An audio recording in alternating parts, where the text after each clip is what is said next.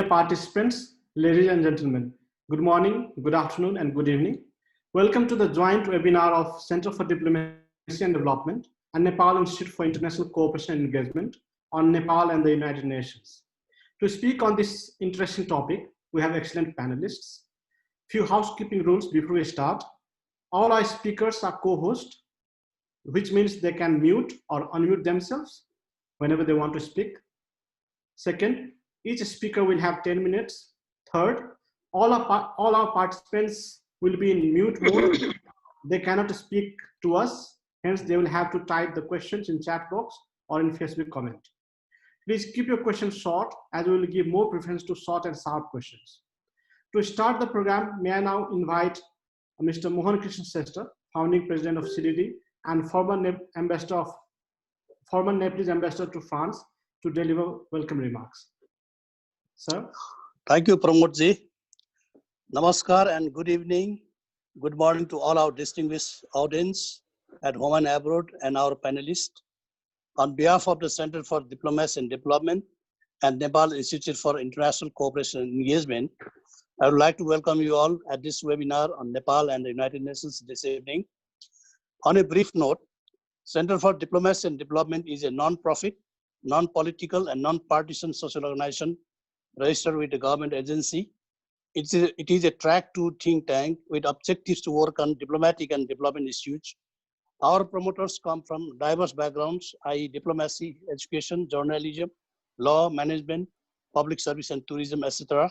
In fact, we all have a keen desire to contribute for the society in the country. Similarly, Nepal Institute for International Cooperation and Engagement is an independent, apolitical and non-partisan think tank which believes in the freedom, democracy and a world free from conflict. NIICE envisioned a world where sources of insecurity are identified and understood, conflicts are prevented and resolved, and peace is advocated. This is our first joint webinar. Our two institutions therefore aim to undertake activities to promote works related to enhancing diplomacy, development and international understanding issues. We hope to host many more such meaningful and important webinars in the future to contribute to society. Dear audience, when total lockdown began on 24 March in the beginning, I was very much worried as how days could pass being confined totally inside the home. However, almost after 3 months, we have found a new style of hosting seminar like this. What a technological wonder. Webinar can manage from home, reaching everywhere. Hence, I consider webinar as a positive gift from lockdown. Today, we have invited a host of experienced and important professionals who have distinguished themselves as ambassadors in their respective fields. All our speakers have rich and wide experience in diplomatic and public service. Similarly, Madam Valerie, Julliand and Madam Bandana, Rana are also veterans in their respective fields. They also will be giving very important feedbacks. Availing of this opportunity, let me quickly share some of my thoughts on the prevailing situation in the world. 75 years have passed since UN was established in 1945. World has witnessed a sea change in the situation. Although mankind has achieved tremendous developments and success in many fields, yet there are many other serious threats emerging to the mankind. Hydra-headed terrorism is surfacing here and there in many forms and manifestations. Cyber crimes are yet another new threats which greatly jeopardize world systems. Poverty, deprivation, social injustice, environmental degradation, and underdevelopment have emerged as issues of never-ending concerns. Recently, COVID-19 pandemic is terrifying the world, costing immense losses of precious lives. Yet it is not controlled and subdued. Threats from conventional and nuclear arms are not mitigated. Peace in the world is yet very elusive. Confrontations and threats of war are looming large in the distant horizon.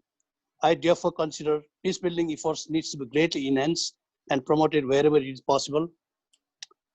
Mankind cannot achieve halcyon days in the absence of total peace. We need to work more vigorously to promote mutual cooperation and understanding for peace in the world.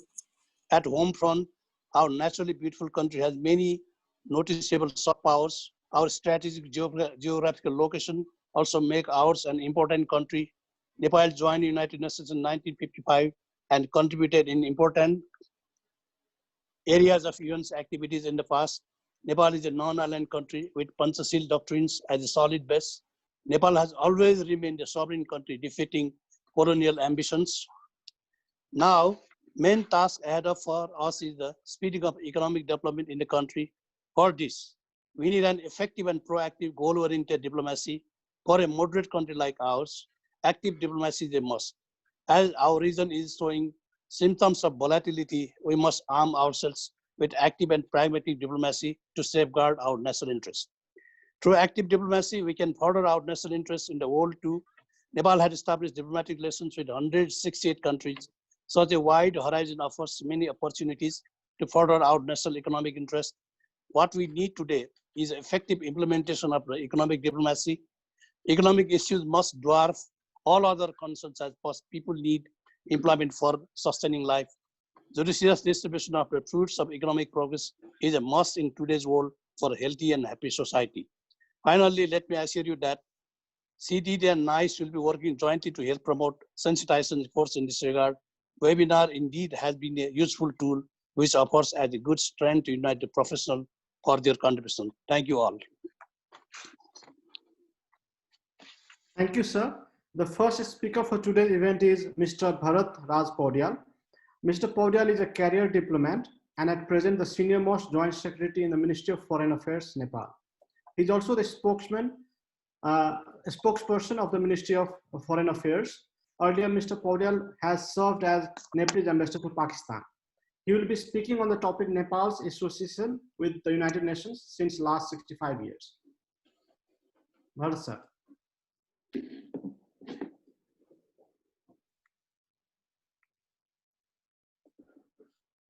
Bharat, sir, please unmute yourself.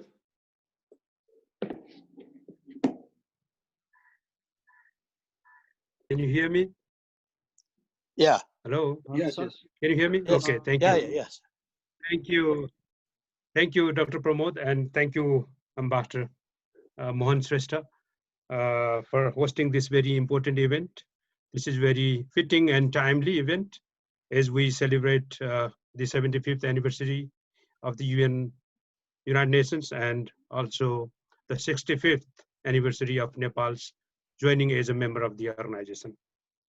It's a pleasure to be part of this event, and I greet you all distinguished panelists this evening. As we celebrate the 75th years of the UN and 65 years of Nepal's membership, I must begin by stating that Nepal has an abiding faith in the principles and purposes enshrined in the Charter of the United Nations. The ideals of sovereign equality, peace, justice, and progress that are enshrined in the Charter continue to inspire us. That is why the Constitution of Nepal has taken those principles as the guiding elements of our foreign policy. Nepal's engagement with the United Nations began even before we became a member of the organization. As a member, Nepal's engagement with the UN covers all three pillars of the organization, that is development. I should put development first as someone coming from the least developed country, peace and security, and human rights. Let me briefly touch on each of them. First and foremost, in the development pillar, Nepal's partnership with the UN and its specialized agencies has grown and expanded to include a wide range of areas and geographical coverage of Nepal. WHO and UNICEF, for example, have assisted us in increasing the coverage of vaccination, controlling disease, improving maternal and child health, improving hygiene and sanitation, expanding literacy, increasing school enrollment, improving girls' education and women's empowerment, among others. WHO's cooperation in the controlling of pandemics and epidemics has remained very significant from the very beginning. We have received UNHCR's assistance for the management of the refugee population for many years now. We have received relief services and food aid in time of disasters and emergencies. FAO has extended technical assistance and capacity building for the modernization and improvement of agriculture sector. UNESCO has supported us for conservation and preservation of heritage sites. ILO has promoted social dialogue and decent job. UN has been a partner in disaster preparedness, mitigation and response, reduce vulnerabilities, enhance resilience, and protect environment. For coming few years, our partnership with the United Nations would be on the implementation of SDGs and reducing poverty. We anticipate a visible progress in this area in the context of the repositioned UN development system that is aimed at addressing the gaps, building synergy, and improving the accountability. Second, in the peace and security pillar, Nepal on its part has been contributing to this objective for decades. Nepal started contributing to the UN peacekeeping operations 3 years after we joined the organization. For past 62 years, over 142,000 Nepali peacekeepers have served in over 42 UN peace operations around the world. And several dozens of Nepali peacekeepers have laid their life in the line of duty. Nepal currently stands as the 4th largest troop and police contributing country. Nepali peacekeepers' professionalism, dedication, and unique capacity to go along with the community has earned them as one of the most respected peacekeepers, UN peacekeepers. Nepal had its own share of internal conflict, followed by a successful peace process. United Nations supported us during the initial phase of the peace process through a focused and limited mandate political mission for monitoring of the arms and combatant. Currently, we are a member of the Peace Building Commission. We served as a non-permanent member of the UN Security Council twice. We were in the UN Apartheid Committee throughout its existence. Nepal's position on nuclear non-proliferation and disarmament of all weapons of mass destruction and arms control has been very consistent and visible throughout these many years. Nepal supports peaceful resolution of international disputes. With regard to the third pillar of the United Nations, that is human rights, I must say that Nepal's commitment to human rights has been unflinching and total. The Constitution of Nepal is founded on universally recognized human rights and fundamental freedoms, equality, non-discrimination, and social and economic justice. The fundamental rights enshrined in our Constitution are inspired from Universal Declaration of Human Rights and other international instruments that we are a state party to. Despite being a least developed country with attendant capacity constraints, Nepal is a party to 24 international human rights related instruments, including 7 out of 9 core instruments. True to our commitment, we have fulfilled our reporting obligations and faithfully implemented the recommendations of the treaty bodies and UPR process. Nepal believes in the universality of human rights and considers all human rights are indivisible, interdependent, interrelated, and mutually reinforcing, including the right to development. They merit balanced treatment and equal emphasis. Our engagement with the UN Human Rights Mechanism, including the Human Rights Council and its special procedures mechanism, as well as the UPR process, has been constructive and cooperative. As a member of the Human Rights Council, Nepal has played an objective, impartial, and apolitical role in the Council. Having said that, let me underline that Nepal remains strongly in favor of multilateralism with the United Nations at its center. Nepal continues to actively contribute to the international norm setting process. At present, Nepal contributes to the UN processes as the chair of the Trade and Investment Board of UNCTAD, vice chair of CEDA committee. Madam Bandana Rana is the vice chair of CEDA committee in her independent capacity, of course. We respect that. And as a member of the Human Rights Council, member of the Peace Building Commission, member of UN Fund for Democracy, member of Commission on Science and Technology for Development, and member of Commission on Narcotic Drugs, and deputy member of the ILO Governing Board, both from the workers and government's constituency. Recently, Nepal has been elected by consensus as the chair of the second committee during the 75 UNGA. And I congratulate Ambassador Rai for this honor.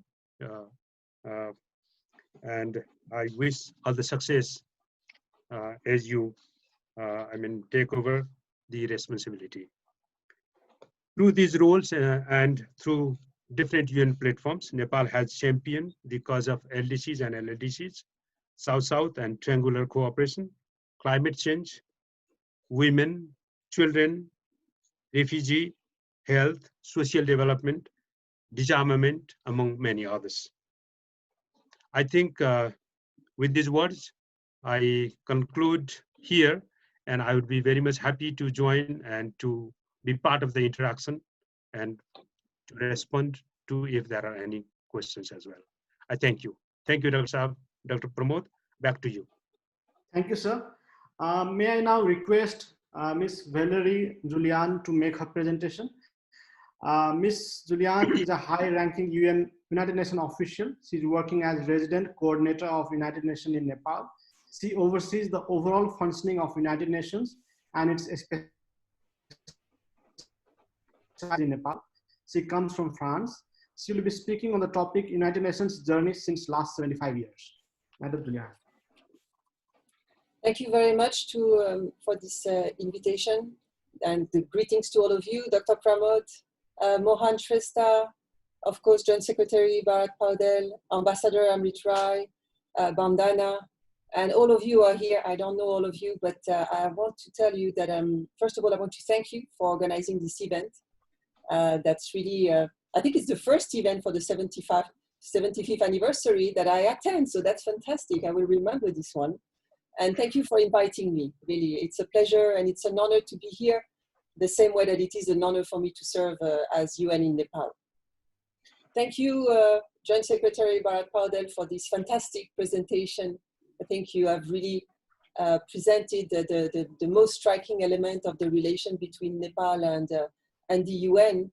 And therefore, I tried to take another angle to my presentation. And maybe let me start by reminding you one text. I'm sure you will remember this text. We, the peoples of the United Nations, determined to reaffirm faith in fundamental human rights, in the dignity and worth of the human person, in the equal rights of men and women, and of nations, large and small. And as you know, these are the first lines of the Charter of the United Nations that has been signed on the 26th of June, 1945, in San Francisco. And in this moment, 75 years ago, there were 50 countries that came together in the aftermath of the Second World War. And they were all determined to build a future that was better and that was more equal. They were determined to build a world where the dignity of human beings would be ensured irrespective of gender, caste, ethnicity, religion, that human rights would be respected and protected. The United Nations has contributed enormously to the betterment of the world during this last 75 years. How many children go to school today or are vaccinated thanks to the United Nations? How many societies and countries achieved peace and democracy, elected freely their leaders, and enjoy stability and rule of law thanks to the contribution of the United Nations? How many people eat every day, have access to water and sanitation, and have a decent job thanks to the United Nations? How many mothers' lives, how many infants' lives have been saved thanks to the United Nations? And how many human beings know that they all have the same rights? that they are born free and equal in dignity and rights, thanks to the United Nations. So this, as much as many, many more things, is the result of the work of the United Nations. But these successes are not enough. These successes don't tell the whole story, because the story of these last 75 years, the story of our world over these last 75 years is not always a beautiful one. Wars continue to rage in Syria, in Yemen, in Libya. Inequality remains. Women's life continue to be cut short at the hands of their fathers or their brothers or husbands. Depression and suicide rates are very high among LGBT and youth. And the Earth biodiversity is being lost at an alarming speed. So as we celebrate today the 75 years of success, accomplishment, and progress, this reality cannot escape our attention, and we must acknowledge those. But at the same time, there has never been a more hopeful time than the time we live now, because so many of us are working towards a better future. All across the world, what we see today, what we are witnessing, it's amazing. You have entire communities that try to overcome their circumstances, that raise their voice to be heard through the crowd. This in order to awake the humanity, because thousands have chosen not to rely on those in power alone, but turn instead to each other. The sense of solidarity has emerged now. And wave after wave of people have marched as one in a show of true strength, demanding justice and equal rights from those who are in the highest office. This is what we see today. This is what is coming after the murder of George Floyd. So throughout this story, we have seen some glimmer of hopes in individuals who have risen against oppression. And today we can see, without question, the power of people as they join and walk together, saying, we want a better world. It's as if the whole world today was asking exactly what the Charter says and claiming what the Charter says. And this is why it's such also a hopeful moment. After over 300 years of struggle against racism, during these last 7 years, we have seen the Black Lives Matter movement, in the United States emerge and demand that the world pay attention to their call against this injustice that continues to exist. So this is reminding us that all of us who do not actively stand against the oppression and violence, somewhat were complicit in its lasting existence. So it illustrates the need for all of us to recognize our role in a larger system of injustice, and we need to fight it. So much of the work actually of the United Nations over the last 75 years has been in developing the possibility and the frameworks to weave a way through this movement of changes. And the document that was signed 75 years ago in San Francisco mentions the term human rights 7 times, making the protection of human rights a key purpose and a guiding principle of the UN. And 3 years later, in 1948, the Universal Declaration of Human Rights has really brought the human rights into the realm of international law, starting a history, developing a language that allows for those that are historically marginalized to rise and demand accountability. And now we are in the middle of a crisis that is impacting everybody, every community, every nation. And here again, we can see that the responsibility to act rests on our shoulders, as it does on the shoulder of the countries. But some burdens are too heavy to carry on one's own. And that's why the United Nations is here, also to ease the burden on the world, to ease the burden on some countries and some individuals. The UN is actually the only universal global organization that can step in to address some issues that transcend national boundaries, issues that cannot be addressed by one country alone. And the COVID-19 pandemic is a perfect example of that. And it has begun as a health crisis, but it goes much beyond than a health crisis. It's actually a human crisis, and a human crisis needs a human response. So in our recent history, we have seen people, often those who were the most vulnerable and marginalized, they have come second when addressing economic crisis. This cannot happen again. COVID is here to remind us that this cannot happen again. And as the UN, I consider that it is our responsibility to bring the people to the forefront of all our efforts, because a human crisis needs a human response.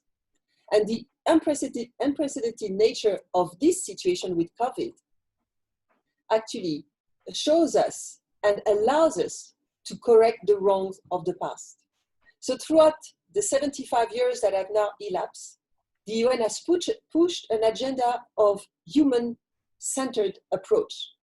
And here again, with COVID, we do the same. So we all have the opportunity to set in motion a development trajectory globally and in Nepal that can move us towards a sustainable, gender equal, and carbon neutral future. And the UN stands ready to support this. But we have to be brave, we have to be daring, we have to go and look for other solutions that are more inclusive, that are greener, whether we talk about a universal basic income, whether we talk about a green economy, we can do it. We can do it. And as we move on to the next 75 years of the United Nations, it is for us, all of us, today and outside this webinar, to hold a mirror to the world and say, this is the world we want. And this is the world we are creating. And this is the world of the SDGs, a world of inclusion, of respect, of prosperity, where people are at the center. That's what the UN stands for. And this is what I wanted to tell you today. I believe in the UN when I joined 25 years ago. I still believe in the UN. And today with COVID, we know that UN has even more reason to be and even more relevance than ever. So thank you very much. Thank you, Madam Valerie. Madam Valerie has to leave early, so we'll be raising a few questions from participants to her before going to the next speaker. There are 4 questions, and maybe you can select 2 to 3, Madam, on the basis of your area of interest. First is, many scholars claim that United Nations aims has been halted a year ago after the end of Cold War. In fact, it has never made itself heard. Thousands of Rohingyas were massacred in their own homes in 2017. Millions of Syrian refugees are suffering. 5.4 million victims are claimed by disease, malnutrition, and the Second Congo War. Rather, UN has stood for the cause of powerful ones. UN belongs to 5 veto powers. Your comment. The second question is, how challenging is promotion and protection of human rights in the geopolitical rivalry of great powers? Third is, how can Nepal increase its benefit of being a prominent member of multicultural institutions like UN and modify its foreign policy beyond India and China? And the last question is, how does the panel view the citizenship issue being debated at present from the women's rights point of view? So maybe on the basis of your interest, you can choose the questions and answer them. Please unmute yourself. I will definitely leave the question of human rights to Bandana. I think she's much better placed than I am, and she will definitely address that. And I know that we are on the same wavelength, so I have no problem with that. So I leave the question. You know, the first question about the criticism that the world is still facing a lot of challenges. I said it in my own speech now. We know, unfortunately, yes, it is true. This is still happening. There are wars. There are people who are displaced. There are people who have lost everything. There are still inequalities. But I don't think it is fair to say that the UN has remained silent. One has to understand that the UN is as strong as its weakest link. We are, at the end of the day, an intergovernmental organization. We get our mandate from the member states. There are many things the UN cannot do because some member states don't want. We also have a system where some member states have a veto and can prevent some actions to be taken. This is a reality, unfortunately, that limits the work of the United Nations. But while I acknowledge that, and I agree with the person who sent the question that, yes, the problems that has been mentioned in the question do exist, and it really breaks my heart to know that it exists. But it is unfair to say that the UN hasn't done, because as I said also at the beginning of my speech, there are so many issues today that we take for granted that are in big part the work of the United Nations. The mere fact that we have a series of conventions and treaties that spell out very clearly, for instance, human rights, for instance, the protection to the planet, and a number of other aspects. This is a guarantee and has allowed the work to get better. But once again, we are often limited in what we say and how we say it. It's a reality. So, and this is not because the United Nations is weak. It's because there has been an issue that has always been, I would say, an impediment to a certain extent, but at the same time, it's something that countries feel very, very jealously, is the issue of sovereignty. Each country wants its own sovereignty, and I understand that. I'm not challenging that. But in the name of sovereignty, how many issues the UN have advocated for, and it has never gone through? Let me give you an example. I come from the world of the humanitarian action. The logic would mean that when you are in a situation where you have a leader who harms its people, who harm and destroys the country, even in this context, we cannot intervene just as we want. We still need the authorization to intervene.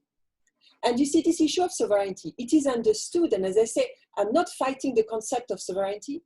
What I think is that this concept of sovereignty has been used very often to limit the work of the United Nations. So while, yes, there are problems, and that's why it is important to continue the fight, but the UN have stood, have defended, and have allowed for enormous progress in the world.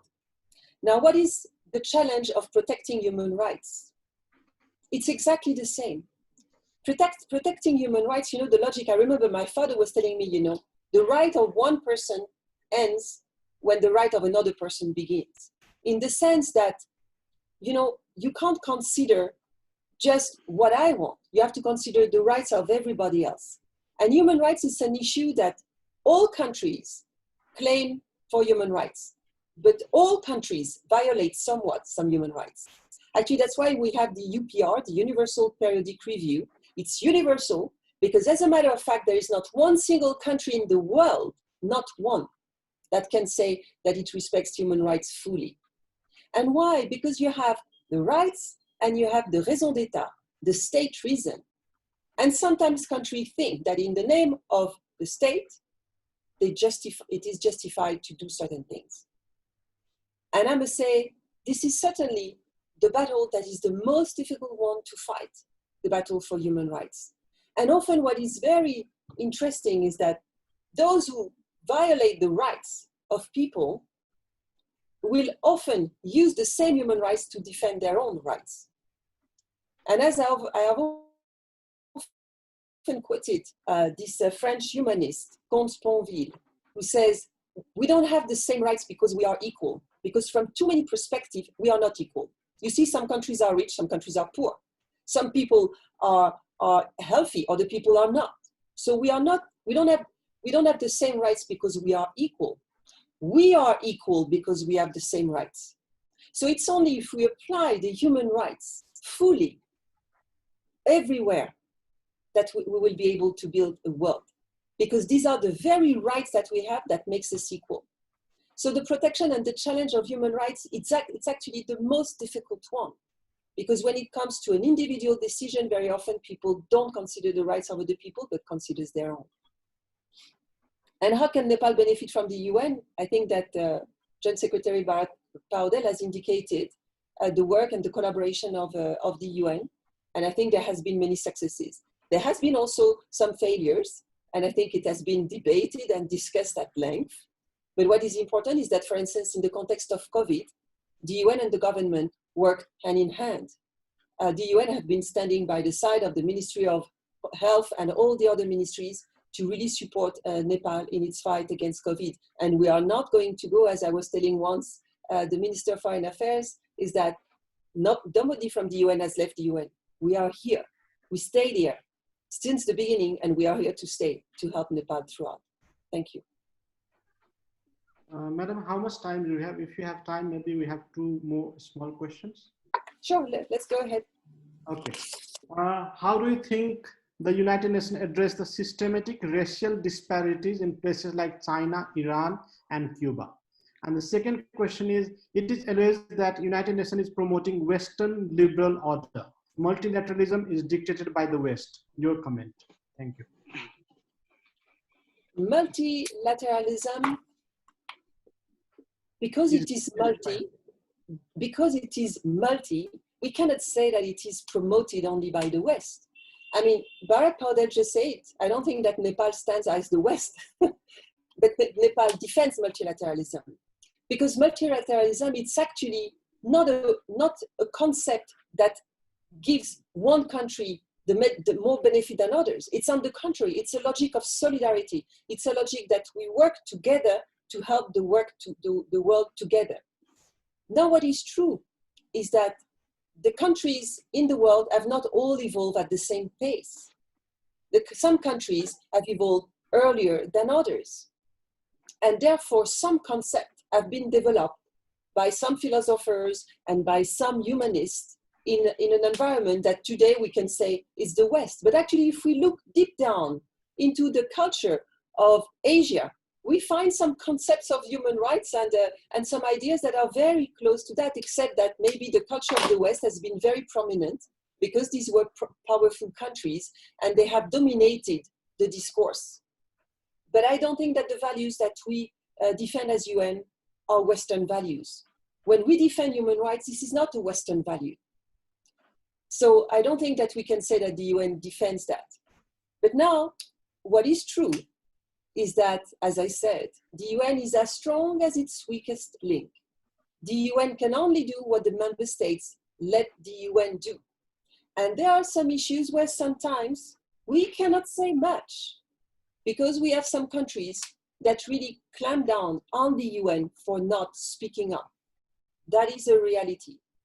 Now, when it comes to racism, and this was the spirit of my remarks at the beginning, I think it has become clear now that all of us, we need to speak. All of us, as individual, as collective, as countries, as organization. So maybe the UN hasn't done enough. I would agree. We have done a lot, but we haven't done enough. Actually, we certainly haven't done enough because this is still a problem in the world.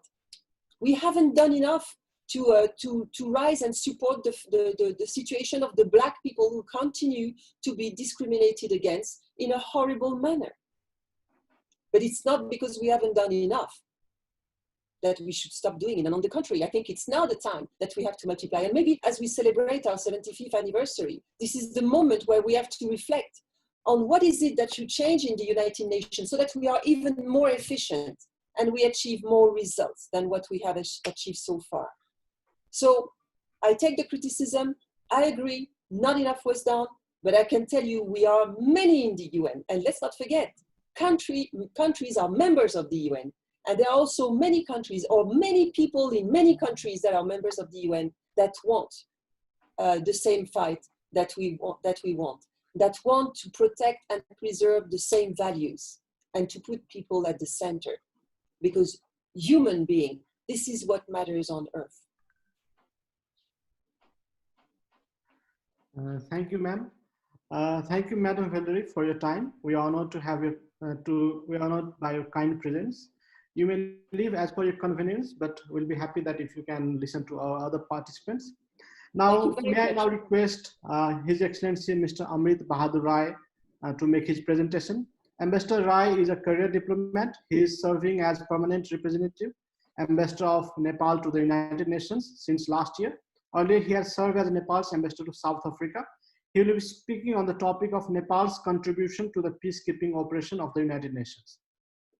Sir, please unmute yourself. Thank you, Dr. Pramod. Can you hear me? Yes, sir, we can hear you. Thank you. Thank you, Dr. Pramod and Ambassador Mr. Shrestha and thank you for organizing this timely webinar. And you know what? I'm so privileged today to share this panel with my two former bosses. And I pay my tribute and respect to Madhu sir and Gyan sir. And it's good that you have brought two distinguished women panelists, and it's always, problem to have a good mix of men and women as a panelist, and thank you for doing that. And in my presentation, let me touch upon briefly about the UN peacekeeping, a minute or so, and I will delve into Nepal's participation in UN peacekeeping. The United Nations Security Council established the first UN peacekeeping mission in May 1948 by deploying the UN military observers to monitor the armistice agreement between Israel and its Arab neighbors. And this mission also is still active. And over the past 70 years, more than 1 million women and men focus on 125 countries. From 125 countries have served in 71 peacekeeping missions.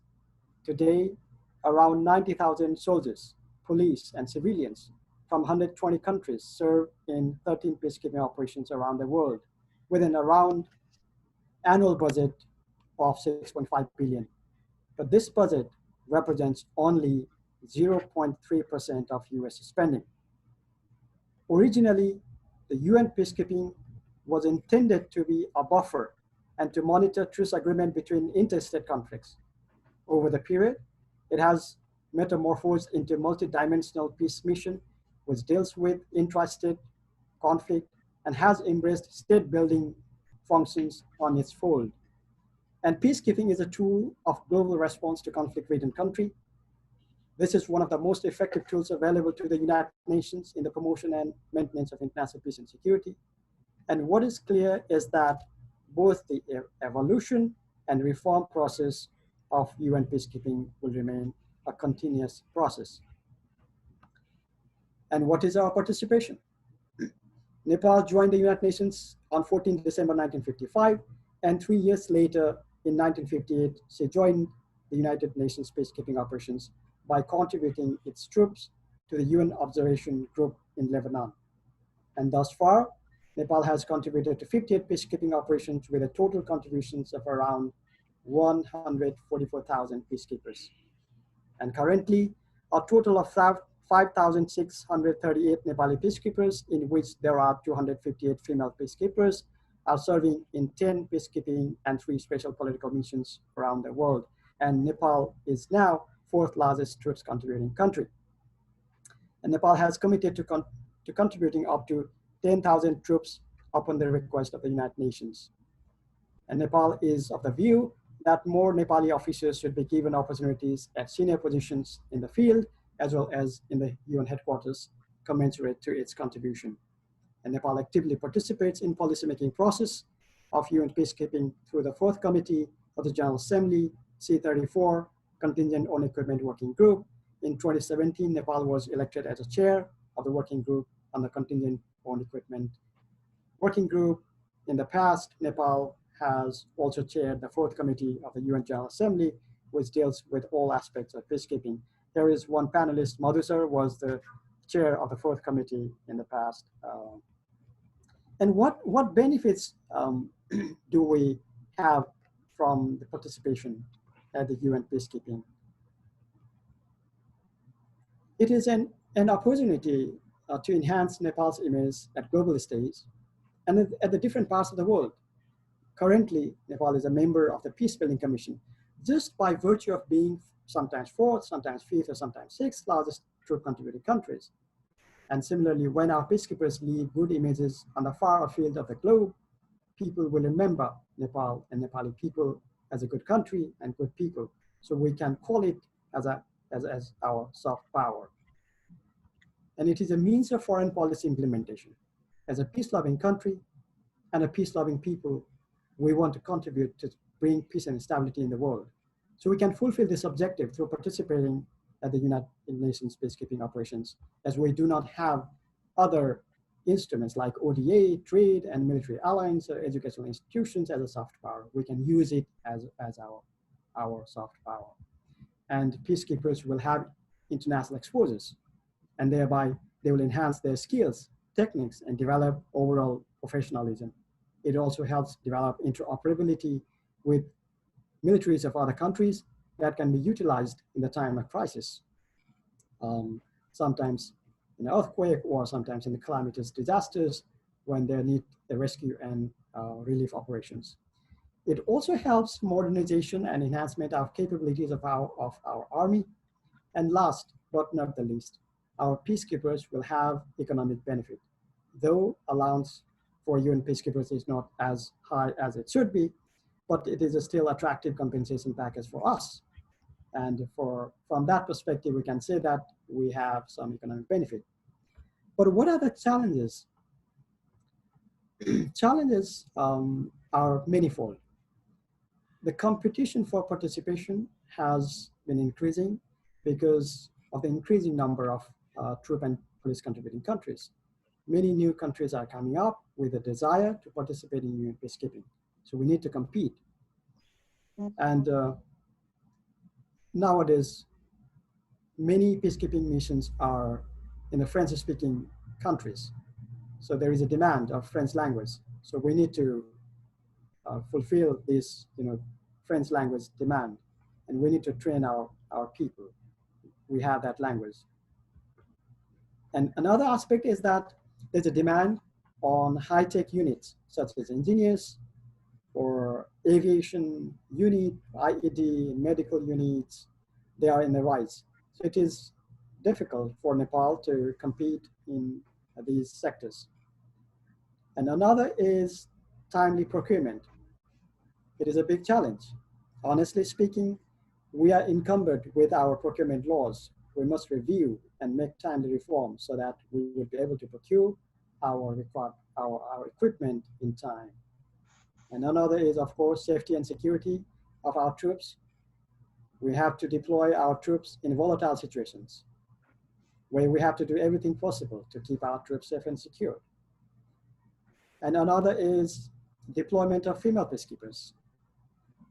We member states agree by 2028 that women serving in military contingent should be 15%, and for military observers and staff officers would be 25%. And the target for women serving in the foreign police unit is 20%, and individual police officers 30%. So we need to increase the recruitment of our female forces. Thereby, we can improve or increase the number of female peacekeepers. And we have to do huge investment, to join the United Nations peacekeeping capability readiness system, but there is no guarantee for deployment. So it is a kind of risk taking. Sometimes we have to invest, but that investment will not be, fruitful. And there is always a mismatch between mandate and resources. The Security Councils nowadays create a multidimensional, a new generation peacekeeping missions which embrace all state building, agendas, and which are not backed or which is not supported by adequate resources. And we peacekeepers have to compromise on the security aspect of our peacekeepers, and performance of our peacekeepers all depends on the resources. And another major challenge for us is delay in reimbursement. We have to invest ourselves, and we have to wait for a long time to get reimbursement, and there is a resource constraint in the United Nations budget, and it's going to be a challenge or a problem for us. And sometimes division in the Security Councils. I can give you a case, the Libya. You can see that our peacekeepers are on the ground, but there is a division in the Security Council, and that certainly jeopardizes the security of our peacekeepers on the ground. when the political process does not take a course as it should take. And what are the way forward to increase Nepal's participation at UN peacekeeping? My view is that MOFA should be designated as a central coordinating agency. Currently, the role is diffused to Nepal Army, Nepal Police, and Armed Police Forces in their respective areas of competence. And MOFA is the one who contributes to shape the normative framework for peace operations at global stage. But we are not coordinating at our home front. And Nepal should increase the number of female peacekeepers as the new focus is on gender parity and women, peace and security. And there is a need of providing intensive French language training to our peacekeepers so that we can deploy our peacekeepers in the French-speaking situations. And Nepal should prepare high-tech troops as demand of this troop is ever increasing in the multidimensional missions. And we should also encourage participation of civilian peacekeepers and peace builders from government and non-governmental agencies. In fact, this area has remained unexplored. And UN peace operations are in dire need of enabling capabilities like engineering, aviation, counter-IED, and EOD units. Nepal should explore these avenues. The human resources strength in permanent mission of Nepal should be increased. Currently, we have one military officer who is looking after these issues, and we have one diplomat, but certainly there would be a lot of easy and a lot of support if we have additional staff to cover this peacekeeping areas. As we are the 4th largest troop contributing countries, there are a lot of issues that we can take care of. And Nepal must ensure timely procurement of equipment and the timely deployment of troops, and best performance alone cannot ensure Nepal's increased participation. And there must be a quality pre-deployment training incorporating the components of protection of civilians. Nowadays, most of the peacekeeping missions are mandated with protection of civilian mandate, and human rights and humanitarian law and prevention of sexual abuse and exploitations. All this should be included in the training package, and there should be quality training for our peacekeepers. And we have training centers, Beyond Peace Operations Training Center, and it is good that 2 courses of this BPOTC are recognized by the United Nations, and we need to improve the quality of this training center and make it as a center of excellence in our region. And final words, Nepal should fully utilize the UN peacekeeping as a tool of its foreign policy to enhance its image, deepen its engagement to contribute to peace and stability in the world, and therefore a high-level coordination committee under the leadership of Foreign Minister should be constituted to employ our participation at UN peacekeeping for the promotion of national interests. And thank you. These are my some of the thoughts. I would be more than happy to answer if there is any queries, or I'd be more than happy to engage in interactive session. Thank you once again. Thank you, Ambassador Rai. Now we have Ms. Bandana Rana. Ms. Rana is a veteran women activist. Her area of activities has been focused on women's empowerment and gender equality. Her contribution has been widely acknowledged in the international field as well. She is the Vice Chair of United Nations Convention on the Elimination of the Discrimination Against Women Committee. She is a former Chair of National Women's Commission of Nepal. She will be speaking on United Nations and gender equality, local to global and global to local. Ma'am, please unmute yourself. Yes, thank you. Thank you very much. Excellencies, ambassadors, Joint Secretary Bharat Paudyal, UN Resident Coordinator, if Valerie, if you are still there, and everyone who has joined this very important webinar organized on in a way to mark the 75th anniversary of the United Nations. I'm really honored and delighted to join such veteran panelists who have had intensive experience working either for the UN or with the UN. And I'm sure this will be a very enriching webinar personally for myself. As this is, the title of the webinar is United Nations and Nepal.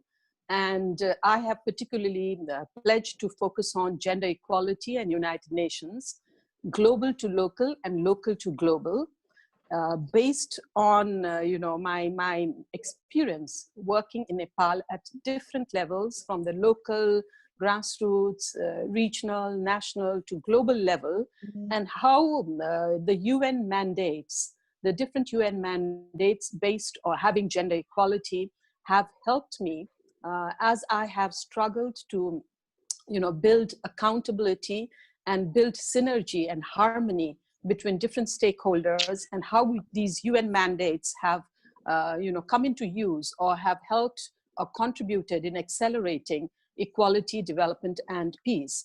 I mean, this is the 75th anniversary of the United Nations, but it is also a very important year, 2020, because when we talk about gender equality, it's 25 years of the Beijing Platform for Action, it's 26th year of ICPD, it's 40 years of CEDAW, it's the Security Council Resolution on Women, Peace and Security 1325, it's 20 years, it's SDGs 5 years. So I think this webinar is very timely, as 2020 is a very important year when we think about promoting and progressing gender equality.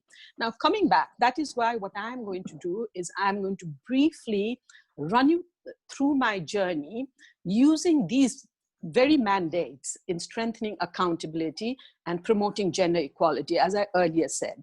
I remember in my early years of my profession, I got the opportunity to contribute to a global documentary on the first Human Development Report of UN in 1991. And that was the first time that I got exposed to the United Nations and its principles and values. And I actually traveled to several districts and rural areas trying to compile voices of people to whom the UN has made a difference. And that's how I started to know how difficult it is to integrate. I mean, you can find male voices easily, but this is 1991. It was extremely difficult to find female voices. So, that is where I first learned how UN's values and principles promote and accelerate. When you talk about the United Nations, at the local level also, people were more forthcoming, and I could somehow, with much difficulty, get in women's voices and experiences. So that was my first experience using the UN values, the human rights-based principles and development to take it forward. My second experience that I want to talk about here is I had the opportunity to attend the 4th World Women's Conference in 1995, held in Beijing, which came up with the member states adopted a Beijing Platform for Action, which is even now the foundation of women's movement in Nepal, and several government initiatives that have taken place in terms of gender equality. And I was a young journalist then, and I remember deliberating on Section J, as it had 12 critical areas of concern, the Beijing Platform for Action, and Section J was women and media. And since being in the media, I came back and we had already started. There were very few women in the media at that time. And there were some of us, we did not know how to strengthen each other, but we had started meeting unofficially, 7 or 8 of us trying to share our own experiences in an effort and attempt to strengthen each other in the male-dominated media. So when I came back from the Beijing conference, I realized here was a mandate: women in the media, empowering women in the media, changing the stereotypical roles that comes in the media. So here we had a mandate, and I do remember I was one of the key founder of Sancharika Samuha, which is a women's media forum, which was founded in 1996, April, after the Beijing conference, to promote gender equality and women's empowerment through the media, harnessing the potential of the mainstream media and the alternative media. So what I'm trying to stress on here is it is the Beijing Platform for Action, the 4th World Beijing Conference, held by the United Nations that promoted people like us working at the local level, working at the grassroots, working to strengthen local and national accountability, that these mandates came into use. Not only that, I recall the Women Ministry was formed after the Beijing Conference in 1996, and the establishment of gender focal points, as well as other several numerous mechanisms, were established after the Beijing Platform for Action. And as I said earlier, 25 years later also, the Beijing Platform for Action continues to be a foundation to promote gender equality and women's empowerment. So if it were not for that, perhaps we would not have achieved the progress that we have done in the field of gender equality as of now. The third one is ICPD, the International Conference on Population and Development. It's also plus 25. Look at the rights of sexual and reproductive health rights.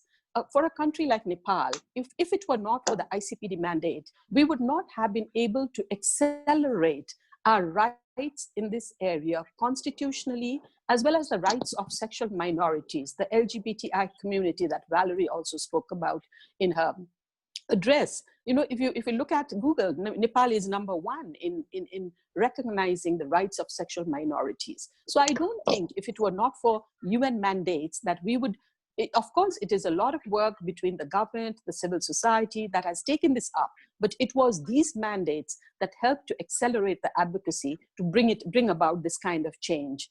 So that is, and also several harmful practices like chaupadi, as menstruation, child marriage, these have been addressed by these UN mandates. Third part I would like to say, let me talk about the MDGs. At first, when the MDGs came, women's rights activists were not very eager or keen about this MDGs, as we only heard about it when it got passed and adopted. And in fact, I remember terming it as the most distracting gimmick as the MDG for women's equality and empowerment. And the reason being because MDG was a top-down approach. But now the experience from that, we can see that with the SDGs, we now have a forward-looking agenda, and that which was a very participatory approach. I myself personally was a part of the Global Women's Major Group. We had marginalized groups, we had civil society group, we had youth group. So you feel the ownership stronger in the SDGs than in the MDGs, and that has helped to actually also at the local level, at the national level, establish indicators, establish targets based on the local applicability, and the inclusiveness and the participation compared to the MDGs is much, much more greater as we go ahead. And the other part that I want to also talk about is my experience with the Security Council resolution on women, peace and security 1325. Nepal was emerging out of a conflict, and many women had actually participated or contributed to peace building. As you know, we say that 30 to 40% women were in the forefront of the battle as combatants themselves. But when the peace talks started, women were nowhere to be seen. And I think it's the very hundreds of years of patriarchal mindset that, oh, it's war, it's peace. Now we need to we've just come out of this. We need to strategize strategies, plans. But women were nowhere to be seen in the initial stage. And I do recall taking up the Security Council Resolution 1325, which actually helped to open a whole lot of new doors of stakeholders, the security sector, the defense ministry, the army, the police. We worked with the foreign ministry as well. There was a high-level steering committee chaired by the foreign ministry. So I think if it were not for the Security Council resolution, the achievements that Nepal, of course, there is much to be done, but the achievements that Nepal has made in terms of developing its national action plan, in terms of localizing guidelines, in terms of local peace committees would not have come about if it were not for the Security Council resolution.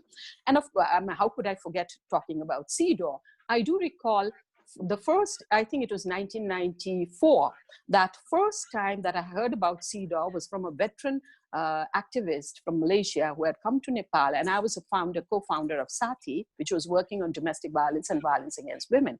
So we got to know about the CDOR, and since then, CDOR has been one of the strongest tools to bring about legislations, to change policies, whether it be on domestic violence, whether it be Chaupadi, whether it be child marriage, whether it be the gender equality bills, whether it be engendering the constitution through its mechanism of constructive dialogue with member states. I remember Nepal reporting to CDOR.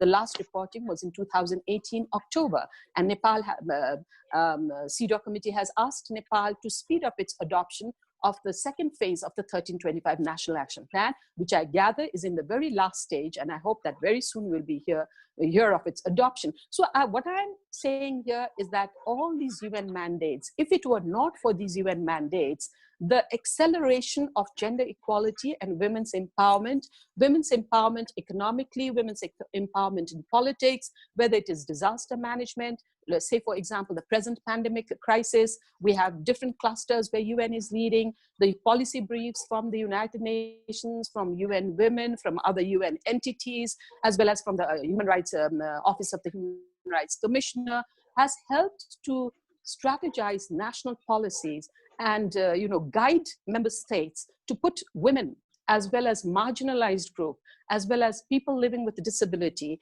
the LGBTI community, women from rural women at the center of all development and strategies. So as an activist who has worked in Nepal for 30 years, I believe that these, though we may be very skeptical about UN, we may be very cynical, but if it were not for the UN mandates, the acceleration of these progressive strategies on equality and development and peace would not have come about. So I'll stop here and I'll be happy to respond to any queries based on my presentation. Thank you. Thank you, Madam. May I now request Mr. Madhu Raman Acharya to make his remarks. Mr. Acharya is a career diplomat of Nepal.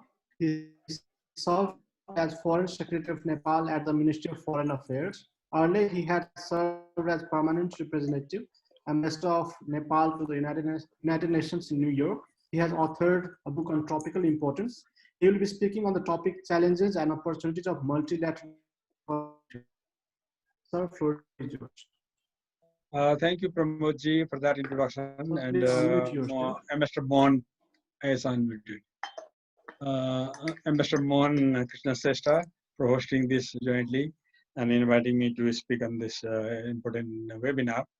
I have the privilege of speaking towards the end, which makes your job easier, because what needs to be said has been said already, and I endorse what has been said already. But though, because I'm supposed to speak on multilateralism, so I'll be a little bit focusing on that around the United Nations. Multilateralism as such is the bedrock of global governance. It's also the foundational principle of the United Nations. And we must distinguish here between multilateralism. What is the difference between multilateralism and multilateral diplomacy? Multilateralism is about agreeing on a cooperation based on certain ideals, principles, norms, processes, and institutions. We have to be, but multilateral diplomacy can be conducted even without agreeing those things. You may not agree on those ideals, but you still engage with more than one country simultaneously. So I'm talking about the former, the multilateral. What needs to be done in order to conduct multilateralism in the world? And United Nations, which turns 75 now, and other global governance institutions have played a very, very important role and achieved many milestones through multilateralism and multilateral diplomacy together, including in development, in human rights, in international law, in humanitarian issues, international peace and security, as has been described already. And I don't want to go through all these in a brief period now. All that has been achieved, among other things, through multilateralism and multilateral diplomacy. They are similar, but not the same thing, I said. Multilateral diplomacy can be conducted through more than 2 or more states. Well, multilateralism requires shared values, I said. But the current global multilateralism that we have been practicing or witnessing has seen different challenges, loopholes, and problems, which have been further exposed, in fact, or exacerbated by the COVID-19 pandemic.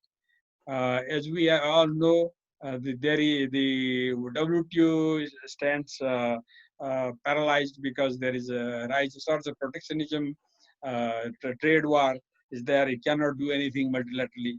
WHO has been victim to foreign courts politicization and other incompetency during the pandemic.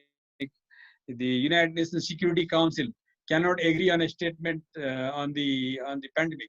On COVID-19 because there are political differences there, whereas in during the Ebola crisis in 2014, it had agreed on a statement. It said the Ebola crisis was a threat to international peace and security. But now it cannot agree on a statement. It doesn't agree that COVID-19 is a threat to international peace and security, or more. In fact, as was just said, it is not just health crisis, it's political and economic and human crisis. So, but it cannot agree anything on that. Big powers have been withdrawing from major multilateral treaties or agreements or institutions. United States withdrawing from WHO or retracting the agreement, Paris Agreement made in climate change. And the whole mechanism of multilateralism that we have is unable to solve protracted conflicts around the world. Syria, Libya, or Yemen, as was mentioned, let alone the long ones, such as the ones in Israel-Palestine conflict. So, and we have today a huge humanitarian situation. Today is a World Refugee Day, and there are 80 million refugees worldwide. 3 times more the size of Nepal's population, roaming around, wandering without having anything to do and without any sight of solution as to their future. Of course, there is some care and maintenance mechanism, but that doesn't give them the hope of their future. And then racism and xenophobia. Look at how people are, even after 70 years after Declaration of Universal Declaration of Fundamental Human Rights, and 40 years after adoption of SIDO, the Convention Against Racial Discrimination. People have to shout for their rights. Black Lives Matter, for example, is not just United States, it's gone here, gone around the world. Even in Nepal, we have the Dalits movement still there. So, and how to use outer space or how to use other world public commons, global commons. We don't have an agreement. And the implementation of the SDGs, which was agreed after so long negotiation, and which was supposed to be inclusive and no one left behind, this hangs in balance. All because we have problem in our multilateral, the way our world functions, the way global governance is structured, the way United Nations is working, the way we do business with each other. That is because there are certain challenges to it. There are some challenges, conventional, some are new.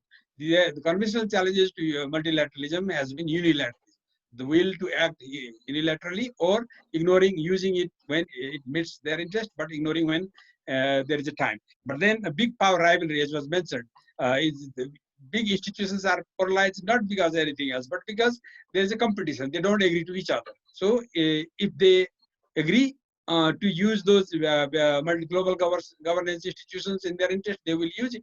Otherwise, they remain paralyzed. And politicization is a big issue, as you have seen with the WHO. It was attacked. It was asked for. It was blamed for cover-up. Funds were withdrawn, membership was withdrawn, and still the polemic is there, the polarization is there.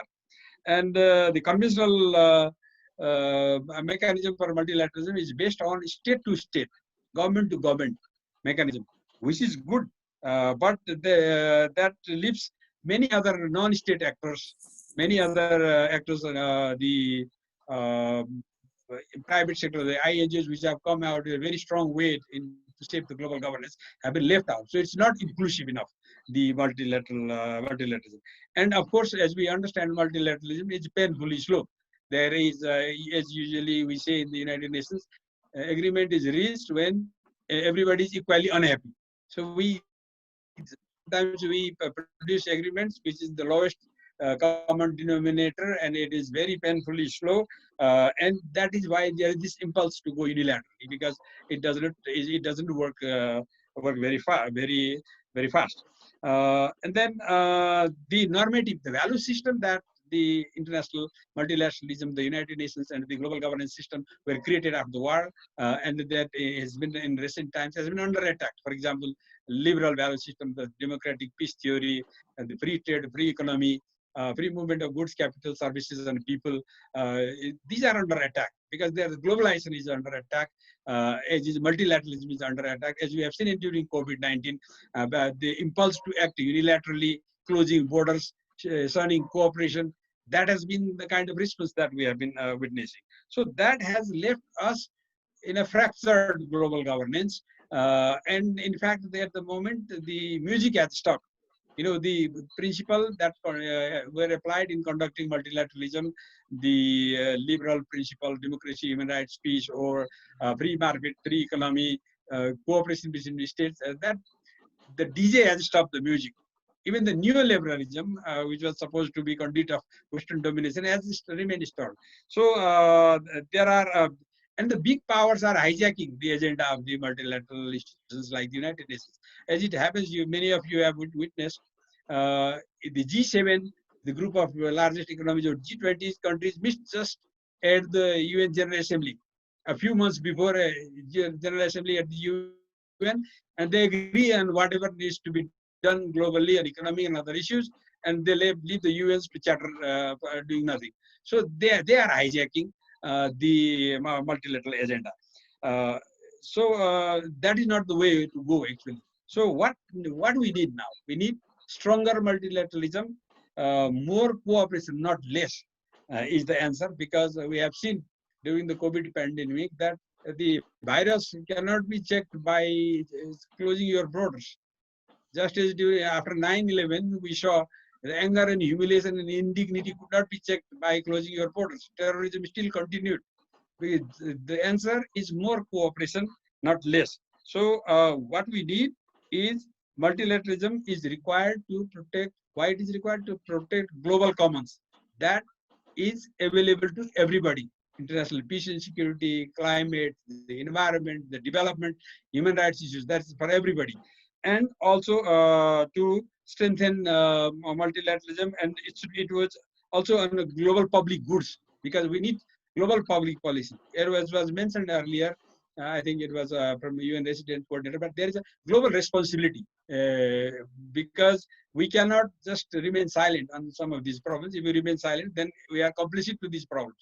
So everybody, global citizenship has the responsibility in making this work. How this can work? It should be based on a certain principle. As some of the principles are built in the United Nations already there, but are not implemented very well. For example, the respect for sovereignty, peaceful settlement of disputes that are there. The rule-based system, that there is a the rule based on international rule of law. Just as there is a rule of law in the country, internationally there should be international rule of law. Those things have been at least agreed in principle, but difficult to implement. United Nations has also come up with other principles, such as common but differentiated responsibility. We have global problems that transcend beyond our national borders that we cannot solve ourselves. So United Nations has invented a mechanism in which those who are responsible for creating problems, or those who have the capacity, should step forward, and they have more responsibility. That is what we have done in climate change, common but differentiated responsibility. We also have the principle of no one left behind, inclusiveness, because such as that was adopted in the SDGs. But multilateralism should be inclusive, as I said earlier. It should include all the stakeholders. There is some mechanism, but it is the multi-stakeholder consultation that takes place with the United Nations. There is some practice, but it's only formalism to allow some room and some voice, but it's not genuine consultation. This should be involved. Private sector, the NGOs, the non-state actors who have a say in global governance should be brought into on board. And the existing global governance institutions, including the UN, that were created after the World War to fulfill certain interests, have certain universal values and appeals, which all of us have subscribed, and we are members, we are advocating to it, and we are benefiting from it, as was described by our Bharatji and Mr. Rai very well. And certain values and principles that we benefit from it. That's all right. But these institutions are not functioning very well. So they need reform. The reform should be focused on their democratization, increasing our voice, increasing our representation, increasing their accountability towards us, because there are certain principles, as was mentioned, Bandana ji was mentioning about gender balance, which United Nations has espoused very, very well, and except in some areas such as in the peacekeeping, which is yet to become close to gender parity, but there are targets to it, as Ambassador Rai was mentioning. But then we have the equitable geographical representation, the principle, because all global governance institutions should have equitable representation. And as it happens now, we have to increase more gender participation in that, because in men's domain we have somehow achieved something, but in gender parity we are nowhere close.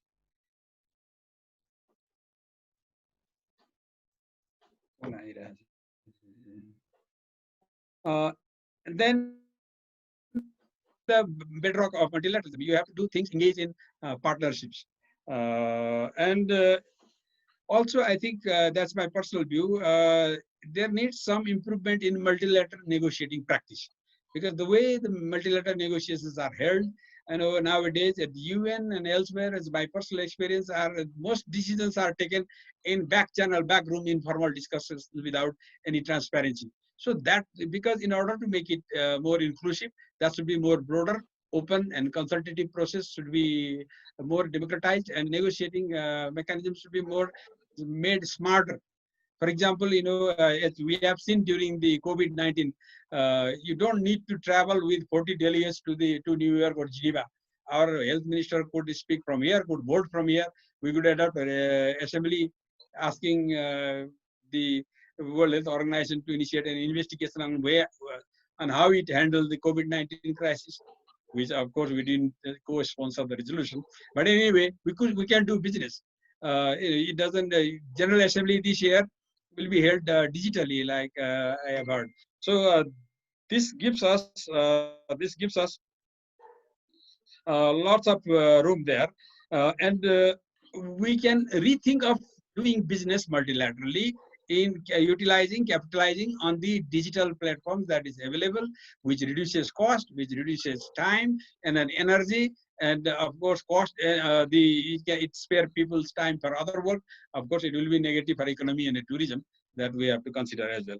And important thing is holistic approach. There needs to be, it may sound like jargon, but the way we are handling multilateral business is compartmentalized, fractured. We are handling things in silo, like your glass of water in front of you. The one glass does not touch another and does not know what is happening with the other. There should be a whole of the global governance approach should be there, and should be leadership. Actually, without leadership and political will, we cannot get anywhere. And most importantly, we need shared values, shared institutions, shared processes. How that we can achieve there, perhaps because people are talking about post-corona world and UN is at 75, perhaps this is an opportunity to revisit or do an introspection or retrospection, how we can reinvent this whole thing. But we need somehow what is called as a global social contract, not a written constitution, but an agreement, how things will be conducted. Peacefully, through open interaction, through cooperation, through institutions, not through might, not through what suits to your interest. So that should be actually globally agreed. So I think this because we are supposed to be living in a global village, but that village is truncated, uneven, unequal. It was mentioned earlier. So we have all these problems accumulated today, because if we continue to do the business the way we are doing now, we will continue to get the same problems again tomorrow. Problems have been mentioned. So we have to rethink about doing our business in the world. I think there is this, there was this saying about COVID-19, which I think would be relevant to reiterate here. Someone said, we are not just in the same boat, but we are in the same storm. It will take one of us together. So if we don't rise up, to face these challenges, people are talking about post-corona, AC and BC, before corona and after corona. But then, if, a new world order. But what should that be based on? I think there is an old adage which says, if you want to go fast, go alone. If you want to go far, go together.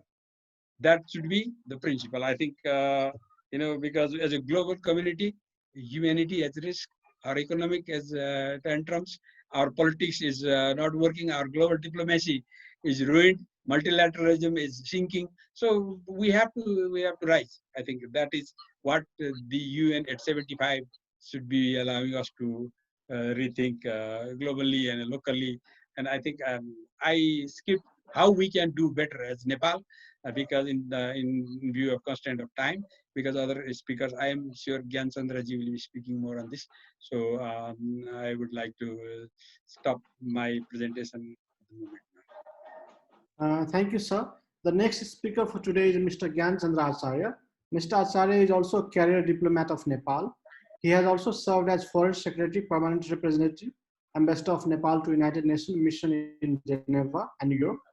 He had also worked at the United Nations Under Secretary General and High Representative of the least developed countries, landlocked developing countries, and small island developing states. He's also one of the promoters of CDD. He will be speaking on the topic challenges and opportunities of least developed and landlocked developing countries in the present context. Sir, the floor is yours. Please unmute yourself. Yeah, thank you, Pramodji, and I would also like to join everyone to congratulate Ambassador Mohan Krishna Shrestha and yourself for jointly organizing this event. I think this is very timely, and I think many distinguished participants and especially my colleagues have already spoken in detail about United Nations. I don't want to repeat it, but somehow when we talk about 75 years of the United Nations, you are going to repeat it. So a little bit, I think you have to bear with me if there is some repetition, but many things that have been said, especially by our colleague and my senior, Madhu as well as Valerie and Bandana, have already covered many things, including Bharat, Ambassador Amrit. So, but maybe I would just go a little bit, because that is not talked about it. As you said, of course, I will be speaking a little bit about LDCs and LLDCs. But maybe just before that, because I think we are at a very, very crucial time of multilateralism. That must be spoken a little bit, because it is 75 years of the United Nations. There's a need for a reflection on that. What Madhu has already said is very important, but I just want to put a little bit of a strategic perspective on that. You know, when the United Nations was created, it was always created to make sure that there is a fair balance between power and principles, but there will be a favor in favor of the principles. Now, why it was that? Because, of course, if you just take out the power, then naturally it doesn't work. People will not join it. So you have to accept that we live in a real world with people, countries having powers, and those who have to also work with others in order to promote larger united success. So I think our effort at the global level was always to make sure that we strengthen those principles part more in order to create a fair, inclusive, rules-based and equitable international order. And therefore, it is never a done thing. It is always a very big challenge. It is a constantly evolving process. That's why we have to really go back to the basics most of the time. That is what Ambassador Madhu also said. Go back to the basics, the fundamental things why UN was created. You know, we always, talk about this power. And if you look at the world and think about the alternative world without United Nations, what will you have? You have the history to go back from 1648, Treaty of Westphalia, to 1945. What did you have? You have a rival blocks of power. You had a spheres of influence, and you have world war. That's the alternative that we should not be really looking at. Therefore, work that we should be able to do, to avoid those things, because that would not be in the interest of countries like ours. That will not take, sphere of influence, the rival. We remember all, in the ancient times when there was an Athenians and the Malians, there was a discussion, and they say, the Athenians said, after a lengthy discussion, that strong do what they can and the weak suffer what they must. This is not the world that we are looking for. Similarly, it should not be only, as Hans Mergenty always said, that international politics, like all politics, is a struggle for power. And this is where I think we have to really focus. Why? Again, for all the reasons. We live in an interdependent, globalized world. You cannot resolve all the problems with all the power that you have around the world that you see. The pandemic is a good example. Climate change is a good example of that. Arms trafficking, look at that. The conflict, the refugee, you name it. There are so many things. There are more things now which are interconnected than probably any time in the past, because globalization has touched everything. Look at the disruption, how it is really affecting all of us, even one COVID-19 pandemic. So think about multiple disaster that is taking place. COVID-19 with tsunamis, with the climate change impacts, all happening together. This is a real possibility now. And then look at the world, the capacity to really build resilience. This is why I think when we look at the United Nations, the only alternative to the United Nations is an even stronger United Nations, even a stronger multilateral region. This is where it is not only for us. That's why I said, if there is a less conflict, if there is no more poverty, if there is more inclusiveness, it is all the countries. That is why it is called public goods. This poverty eradication, this promotion of the environmental protection, and all of that. That's why I think this is very important, and that brings me to the issue of the least developed countries. That is why we are talking about. We all know if you look at the UN Charter, starts with the peace, security, the preamble itself, and then it goes to the second most important thing: human rights and sovereign equality. It is not only about human right. Of course, is the fundamental human rights protection is the goal of the United Nations, and not only the dignity and worth of the human person, but of all men and women, and as well as, of course, the equal rights of small or big, the nations. And naturally, the third is the just and the rules-based international order, which is why the primacy of international law comes in. And the fourth, which is very important, again, is to promote social progress and better standards of living in larger freedom. I think these are very important things. Sometimes you remember that we have said it 100 times, but we lose value if you just say it for the sake of saying it. But if you really reflect on it, you see all these dimensions were created not because they had to be created, but because they had interconnectedness, because they reinforce each other if they are promoted together. I think that is why the United Nations has really looked at many issues, but my topic is LDCs and LLDCs. I'll come back to that. And naturally, one of the fundamental issues that we were looking at was also development. Many of the issues, if you look at the 0.7% of GDP, it was the United Nations that we promoted it. The new international economic order at the time, generalized system of preference, it was the ECOSOC that created it. And then again, if you look at the 1971, the United Nations recognized the least developed countries as a group of countries most vulnerable because of their structural, historical, as well as other regions. I think that was a very important part of making it the word that we were talking about, inclusion. And of course, making really the world responsive to everyone, including those who are farthest behind, who are the poorest, who are most vulnerable. I think that was a very, very important, the promotion. And look at that. If it were not there, a couple of things that we are asking for and we are getting, I should say, whether how much we are making utilization of that is a different issue that you can have another debate on. But the debate that the official development assistance should be provided to these countries on a priority basis, and there are indicators, 0.15 to 0.2 in the last Istanbul Program of Action. That is the indicator which has in fact prompted all the OECD countries every year to make an effort to show that they have contributed this much. For last year, if you look at the figure, $147 billion were provided to all the countries. Out of that, about $45 billion was provided to the LDC. Thanks to the global, the advocacy of the rights as well as the expectations of the least developed countries. If it were not there, do you really think that those issues would be in the global stage? I don't think so. any one or two countries asking for it would have been very, very difficult for the international community to accept. And that is one very, very important thing. The second point is about the trade. Look at the duty-free, quota-free access to the least developed countries. That is a very fundamentally very important. Look at the countries which have done very well on that. By the way, Nepal is not a very good example of making maximum utilization of EFT. We have utilized it, but because of our own limited productive capacity and trading capacity, we have not much utilized it. But look at Bangladesh, where it was today, yesterday, I mean, last 10, 15 years ago, and where it is today. Look at Cambodia, which has used the duty-free, quota-free again the map. So if we develop our own capacity of having more production, then you have the the duty-free and quota-free market in many countries of the world. I'm not saying that all the countries have given it. That is still a big challenge.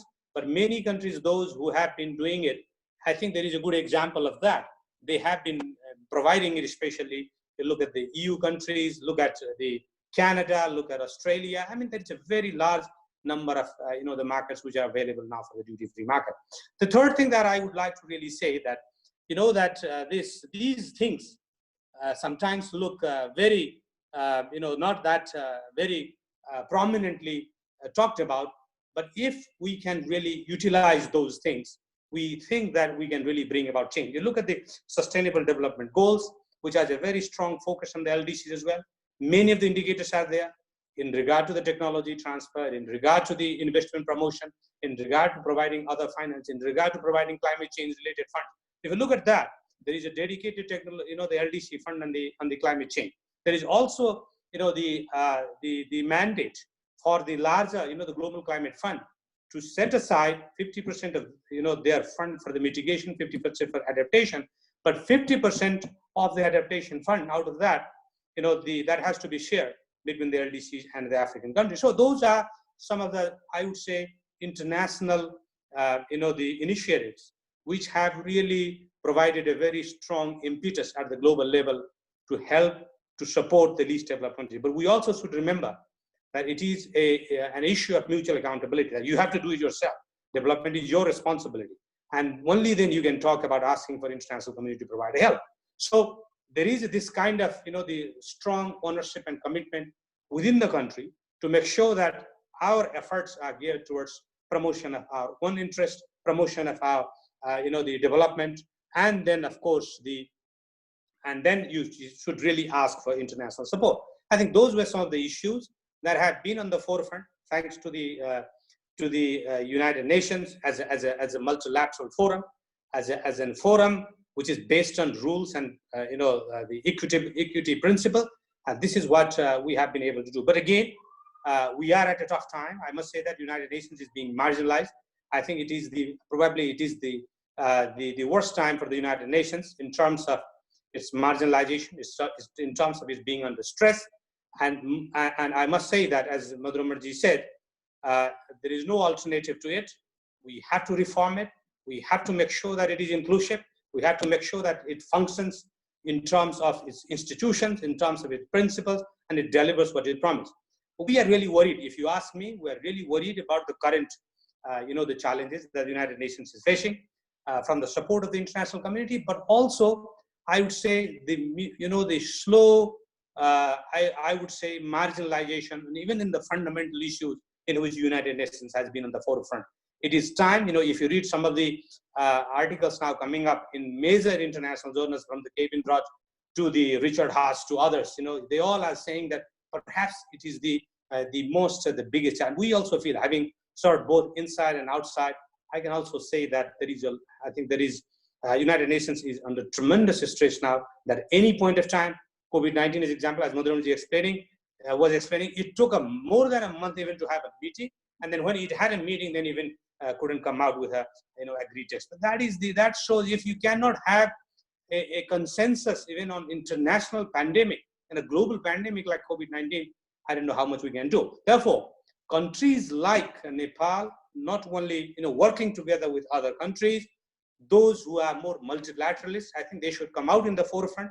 We should also work with them to make sure that it is in the interest of the international community to make sure that it moves forward, because there is no alternative to the United Nations, is what I just explained earlier. It's a power of, the sphere of influence the might is right. The world, that is not what we are looking for. Just one word on the, I know that there is a time constraint, a couple of words on the landlocked countries. We all know that this is also a major agenda of the United Nations. We have conferences, just like for the LDC, we have Istanbul Program of Action, you have the Vienna Program of Action. It is equally important for the landlocked countries, that the right of transit has been, accepted in the UNCLOS, the United Nations Convention on the Law of the Sea, which is a fundamental document for countries like ours. And there are major challenges. Trade, transit, and infrastructure are critical.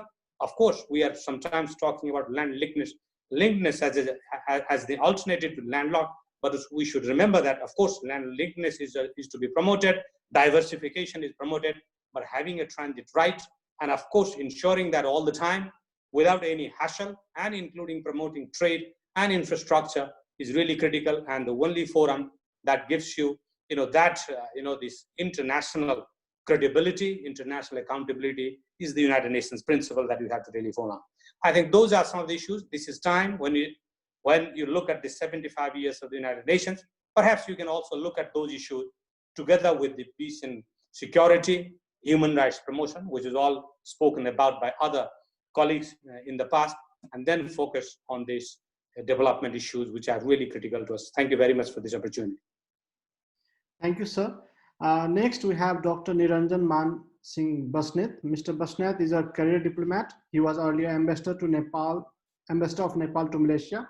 At present, he is the president of Lumini Research Center of Understanding and Peace. He will be speaking on the topic disarmament issue in the present world environment. Sir, the floor is yours. Thank you, Dr. Pramod. I think you can see me or hear me? Yes, sir, we can see you and we can hear you. Yeah, okay. So thank you very much. First of all, I would like to thank Dr. Pramod, yourself, and Ambassador Mohan Krishna Shrestha for organizing this very important webinar. And I am very much happy and feel honored and delighted to share this panel with our senior colleagues, as well as so many other prominent people in the field. Now my topic is disarmament in the present context. So I would like to go for 2-3 minutes. I will talk about history, little bit of history, and how this nuclear weapon was, first discovered. I will go to 1938, just before the war started, Second Great War started. There were some intelligence report as well as some scientists, including Albert Einstein. They reported to Franklin D. Roosevelt, President of the United States at that time, that some Nazi Germans, they are developing a nuclear weapon, nuclear device, which they might use during the war, any war. So because they didn't know the war is going to happen, it started in 1939. So that was how it was reported, but he was not convinced. President was not convinced for 2 months, at least 2 months. But when he had maybe other reports or something, so he ordered a project in the US that is called Manhattan Project. So that Manhattan Project was ordered, and then some American scientists, they started working. They started working on producing the nuclear weapon.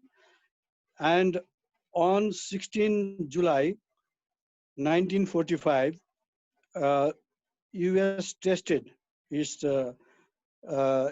first or world's first nuclear weapon in Los Alamos desert in New Mexico. So after that, in October 1945, United Nations was established. And in 1945, there were other important events also, like there was a Potsdam conference. So in July, in that conference, they threatened Japan that they will they will use a certain device, and they will have a utter destruction of their whole country. The Potsdam conference threatened Japan, and in September, 2nd September, on 2nd September, what happened? Are you listening to me? Yes, sir, we can. Hello? Yes, we can hear you. Please continue. Yeah. So in 1945, there were so many incidences. So there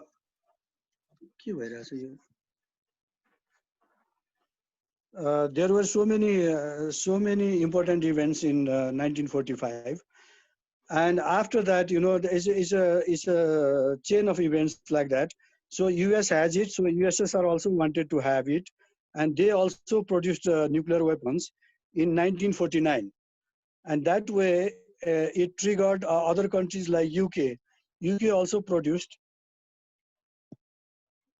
I think why this sound is disrupted, I think. We can hear you clearly, sir. We can hear you clearly. Okay. So in 1949, USSR also produced his weapon, and like that, in 1952 to 1957, UK also produced a nuclear weapon, and they tested in Australian islands of Maralinga and other islands also. And that way, in 1960, France tested its first nuclear weapon in Algerian desert. In 1964, China produced in October its first nuclear weapon. So that way, it was just going on. It was like a chain reaction. It was going on. And in 1953, there was another incident. That incident was that President of the US, Eisenhower, he spoke in the General Assembly in 1953, and he said that he would like to have just to controlling the proliferation of nuclear weapons, he wants to have a program called Atoms for Peace. So he introduced this program, and he wanted to give some nuclear technology to some other countries so that they will not make nuclear weapons, but they will have some peaceful uses of nuclear device. So that was the main objective of this Atoms for Peace. But actually what happened, it was just opposite. Just opposite. What happened, United States exported about 25 tons of highly enriched uranium to 30 countries. Actually, later on, these countries, some of these countries utilize this technology for making weapons, nuclear weapons. So two of them, I can name them, is Pakistan, Israel, and also India also. So these three countries produced nuclear weapons out of the initial devices which were given to them only for peaceful purposes.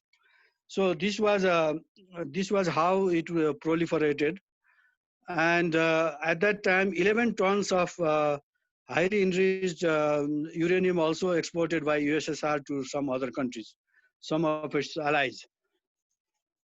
So this is the situation, and we come to 1963, and in 1963, what happened? There was a major international treaty which is called Partial Test Ban Treaty. That treaty was signed, and that treaty came into force. And that treaty only banned test in atmosphere, space, underwater. But that did not ban underground tests, nuclear tests. So that was how many countries started underground tests, and mainly USSR and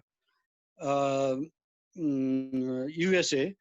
They had a lot of tests during these periods, and China also had some of the some of the tests. Likewise, India, our neighbor, they started clandestinely one project just at the time of Madam Indira Gandhi when she was Prime Minister. Actually, Mr. Lal Bahadur Shastri was also,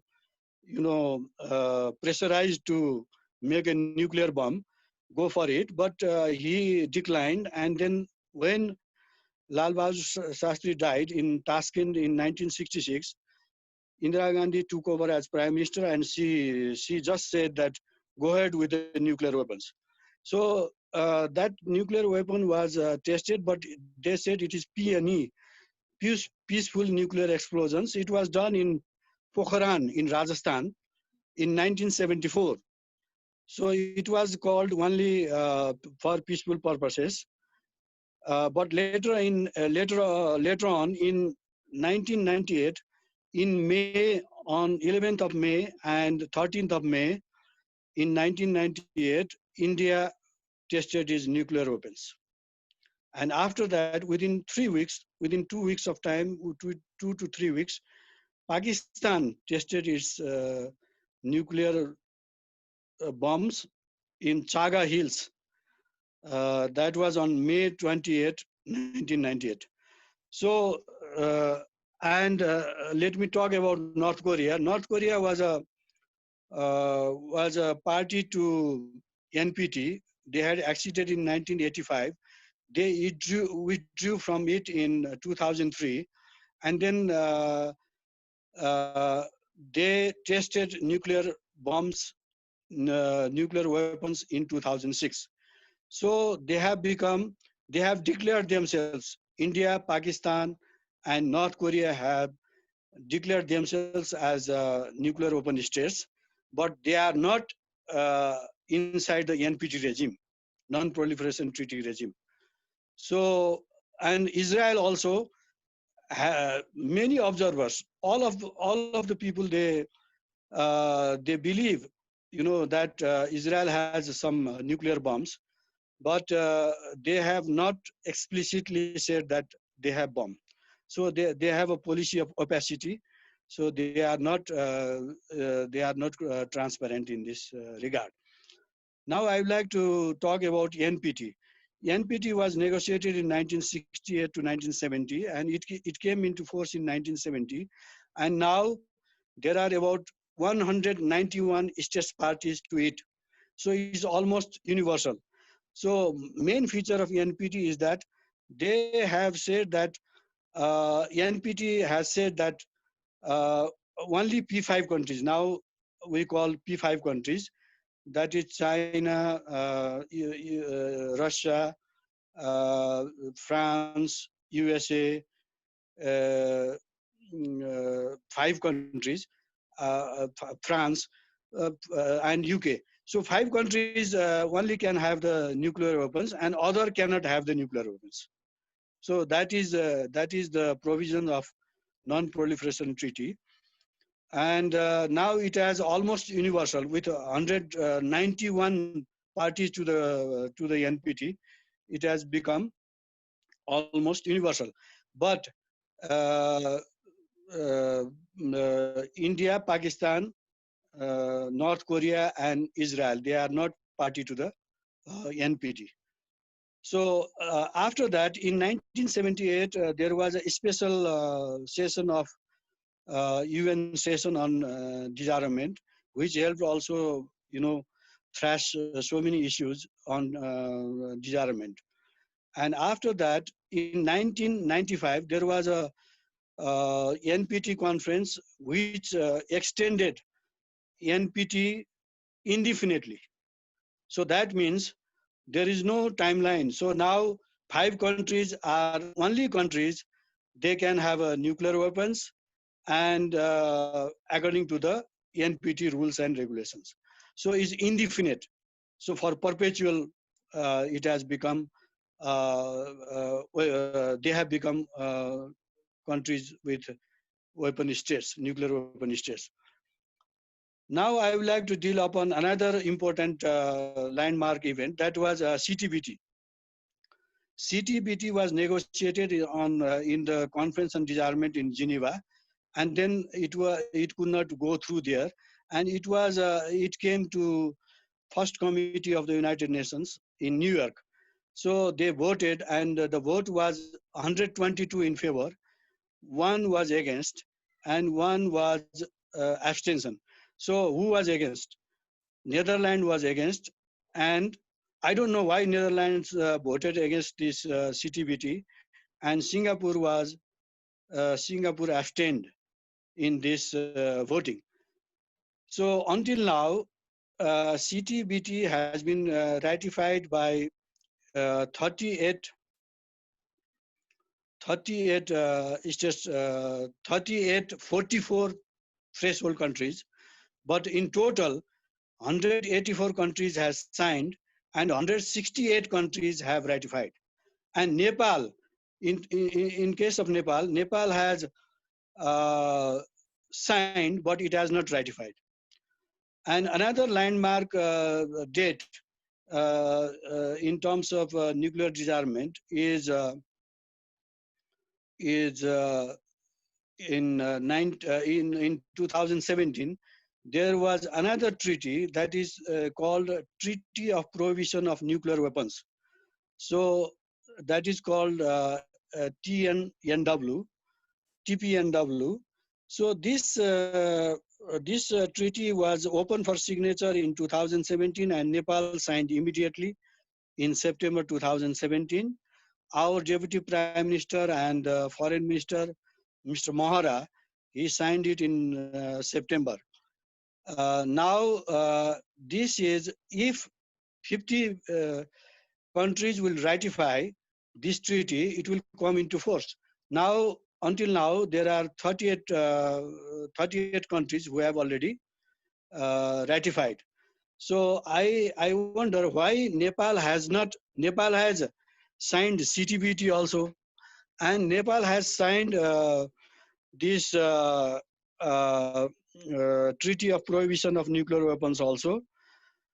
But why Nepal has not ratified? I think just to help, the campaign for nuclear disarmament, and as we are surrounded by 3 nuclear powers, India, Pakistan, and China. So we should, accelerate this process, and we should help the United Nations. I hope Ambassador Rai and Ambassador Paudyal may be listening to it. So I think we should accelerate the process of ratification through our parliament. These 2 treaties, CTBT and this Treaty of Prohibition of Nuclear Weapons. So by that way, we can help the United Nations and help the world to, get rid of these nuclear weapons and its testing. Now I talk about CTBTO.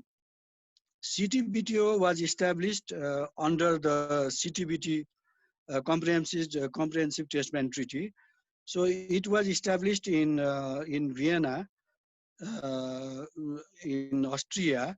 So this has done a tremendous job.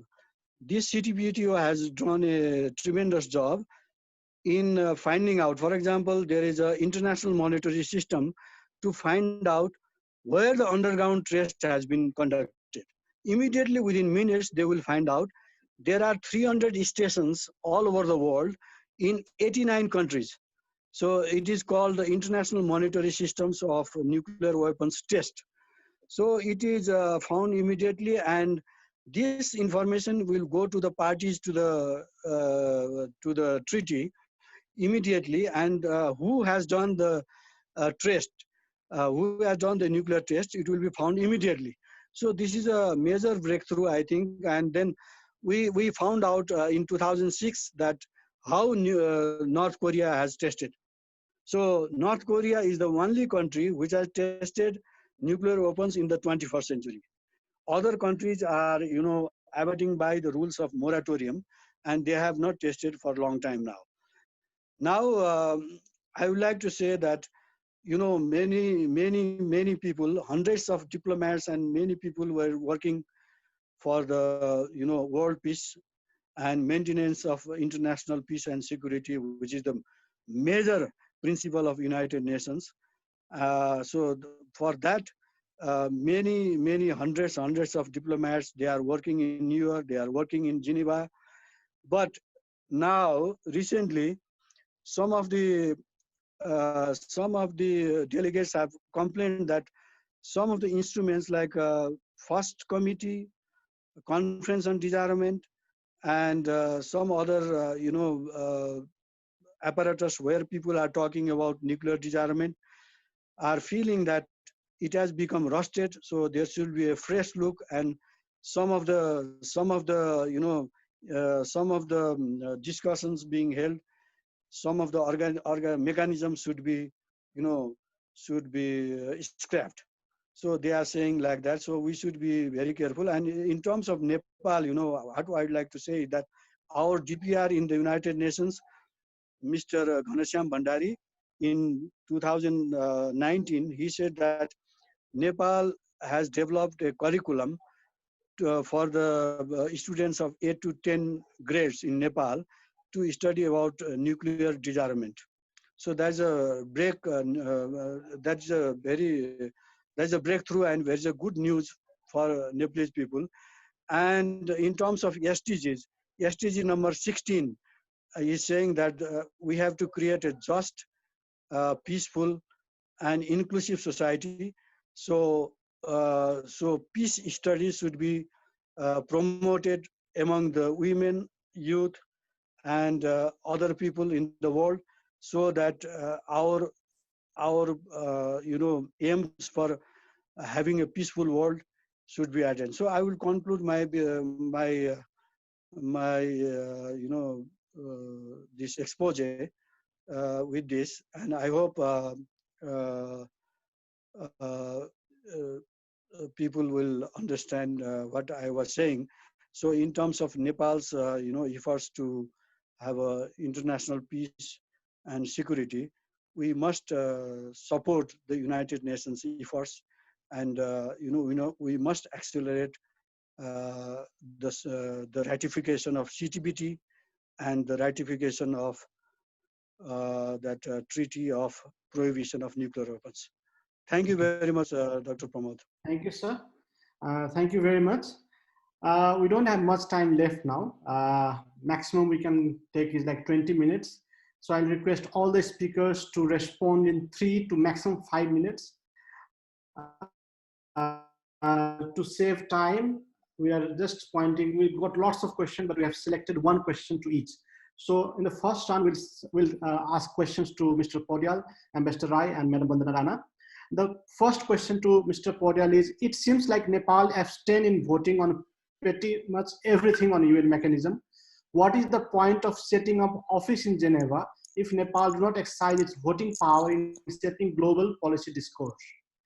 The first question to Ambassador Rai is, how UN is assisting Nepal in promoting its mother tongue education agenda, which has been lagging behind despite the fact that it has enshrined in 1990 Constitution and the Constitution that followed. Not much headway has been made despite its inclusion in Millennium Development Goal and later Sustainable Development Goal over the last 30 years. The question to Bandana Rana is, what is your view on the citizenship issue in regard to women that is being debated in Nepal? Similarly, there is still unequal pay, dowry system, women violence. What could be the reason for this? Has UN or Nepal addressed this issue as much as it should? For the other panelists will come in the second round. So, Mr. Bharat Paudyal, maybe we can start with you. Thank you, Dr. Pramod. Thank you very much. There is one question for me. I think partially this question might be addressed by Ambassador Rai as well, since he is based in New York and he can bring the perspectives from the field.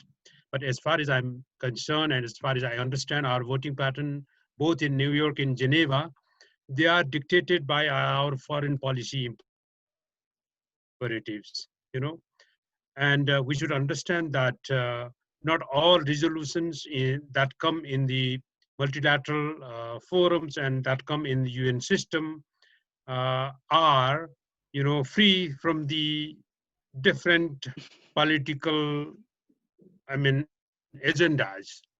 So, as an independent nation and also as a country that has certain value-based foreign policy principles, we should be careful about what does serve our national interest and what does not. Perhaps there might have been, sometimes abstentions, but the question very sweepingly saying that Nepal abstains in every other agenda is not true, and that is not based on the fact. And Dr. Pramod, if you allow me to clarify one point that Ambassador Basnyat, Dr. Basnyat, just was mentioning regarding the ratification of TPNW as well as CTBT. This is the very lengthy legal and constitutional process, and it takes time for that. But I would like to inform that we are on it. Thank you. Ambassador Rai.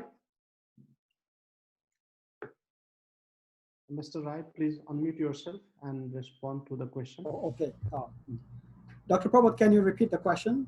What was it about? The question is how United Nations is assisting Nepal in promoting its mother tongue education agenda, which has been lagging behind despite the fact that it is in our constitution, and the 1990 constitution and the later constitution, and is also in Millennium Development Goal and Sustainable Development Goal in last 30 years. Thank you. Thank you.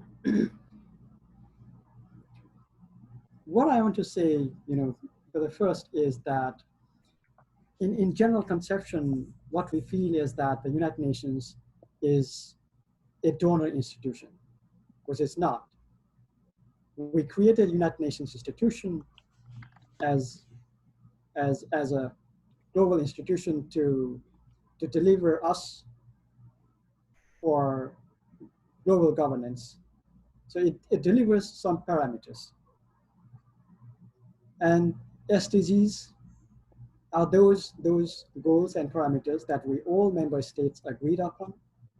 And United Nations helps finding out and achieving those goals. And we, as a member states, are responsible to pursue those goals. Like we have SDG 4, quality educations. And we have our constitutions in which there is a guarantee that the communities can have their schools and their children can be taught in their mother tongue. And United Nations, sometimes what they do is that they come through specialized institutions such as UNESCO or UNICEF or some other like nodal institutions, UNDP. They can muster, they can bring some resources, some policy influence, but we are responsible as a member states to pursue those goals, and we can only expect some policy support or some kind of goodwill from the UN institutions. We do not expect, or we should not expect, that all can be achieved or all can be done through UN institutions. And my point of view is that since there is constitutional guarantee to have the education in our mother tongue, that is up to us how we devise policies and programs to realize those constitutional goals. And SDG Goal 4 is related with that, and of course UN can cooperate and support us, but it is up to us to achieve those goals. Thank you, Dr. Pramod.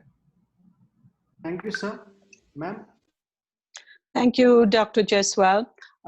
In regard to nationality, which has always been a very discussed debate in Nepal since many years, and now it's in the forefront of all the debates and dialogues, And I hear that the ruling party has now suggested that any man marrying a foreign woman will be accorded the nationality after 7 years, whereas a man, yes, a woman, whereas a woman marrying a foreign man will not be accorded nationality.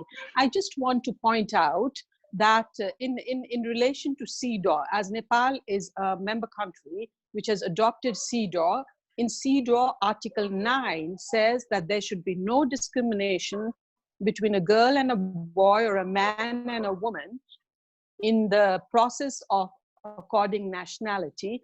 Particularly, I want to focus here, there should be no discrimination based on marital relationships. So this is, in contradictory to CEDAW compliance, if we are to look in that perspective. But we also have to take into account that Nepal's constitution has the provision of right to equality. So even on the basis of right to equality, and as a country which is progressing tremendously and hopes to progress on the basis of human rights, I think there should be no discrimination in the way citizenship is accorded to a man or a woman. There should be an equal provision in that regard if Nepal is to adhere to its international compliance and international commitments. There was one question which was sent to me, which was on Kamlari. So I will just address it in one sentence, which was on Kamlari. And it's, we know that Kamlari system was abolished in 2013. However, it continues to be, that was the question, that it continues in Nepal, what can be done? So what I can say is that we might adhere to the best of convention and commitments, but unless and until we change our mindsets, which are very deep rooted in Nepali societies, change cannot come about. So we need a concerted effort, civil society, Kamlaris themselves, former Kamlaris themselves, people from the community and the government need to work together to ensure, and that there should be a proper monitoring mechanism to ensure that Kamlari is actually abolished in spirit. And perhaps the special rapporteur on modern contemporary slavery we could pressure to make a visit to Nepal, which would draw a lot of attention and strengthen accountability and synergy to end such kind of menace. Thank you so much. Thank you very much. Now let's, we have one question to each the panelists, remaining panelists. For Mr. Madhu Raman Acharya, why have multilateral and regional institutions like World Health Organization, SARC, BIMSTEC failed to control COVID? The question for Gyan Chandra Acharya is how do we respond to the allegation of United Nations not being able to help a small developing countries, rather UN only becoming a puppet of the powerful ones? The question for Niranjan Basnyat is North Korea withdrawal from the NPT prompted many to argue that the ground of withdrawal should be sharpened. This is a good reason to agree. Should the treaty allow for withdrawal? Madhu Raman sir, maybe we can start with you.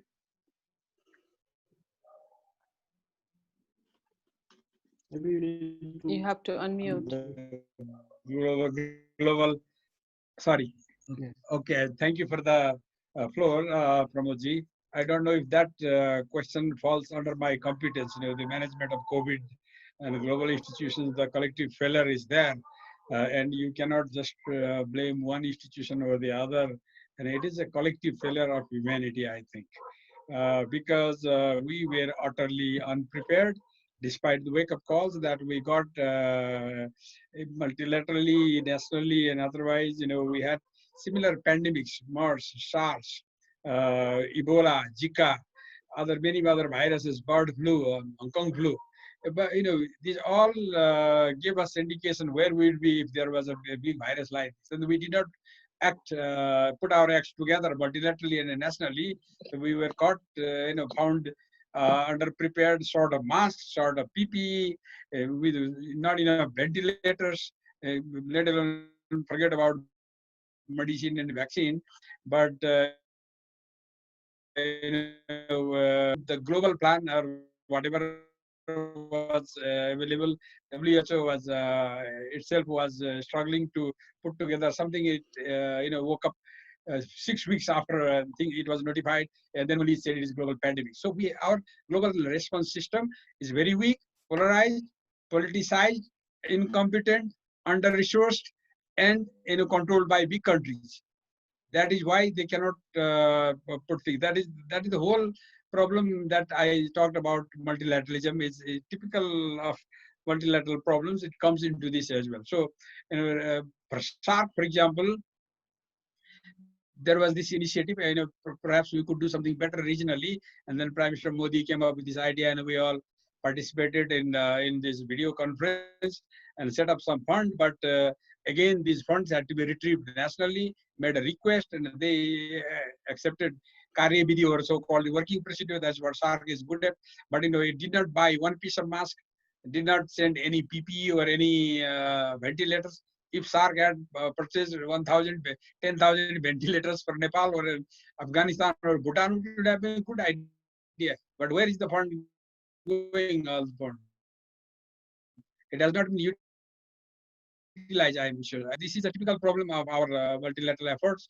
We create things that we don't implement, and it calls for layered multilateralism. That is, the global thing is there, but then you have regional organization actions. We should work together because problems are similar.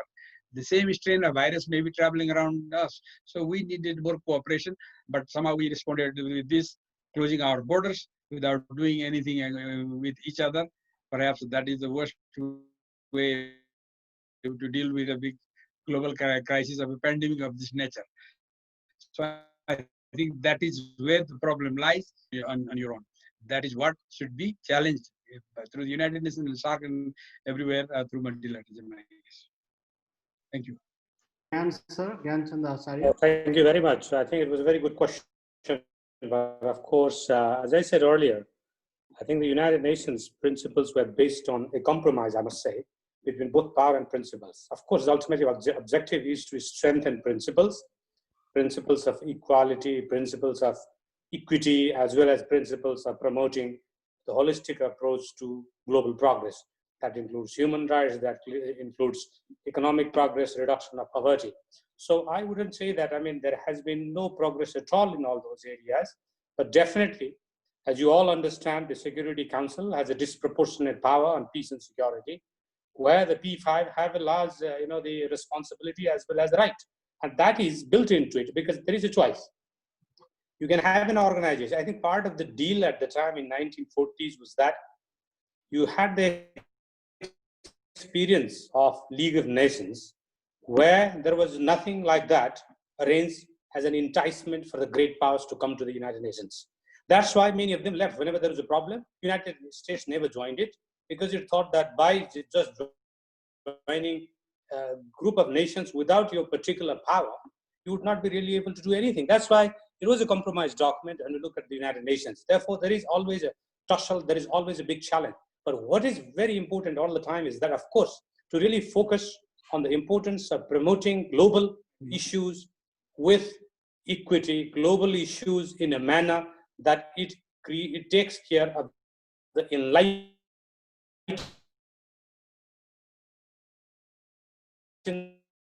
self-interest. The big, larger issues, they even cannot resolve themselves. So there are some issues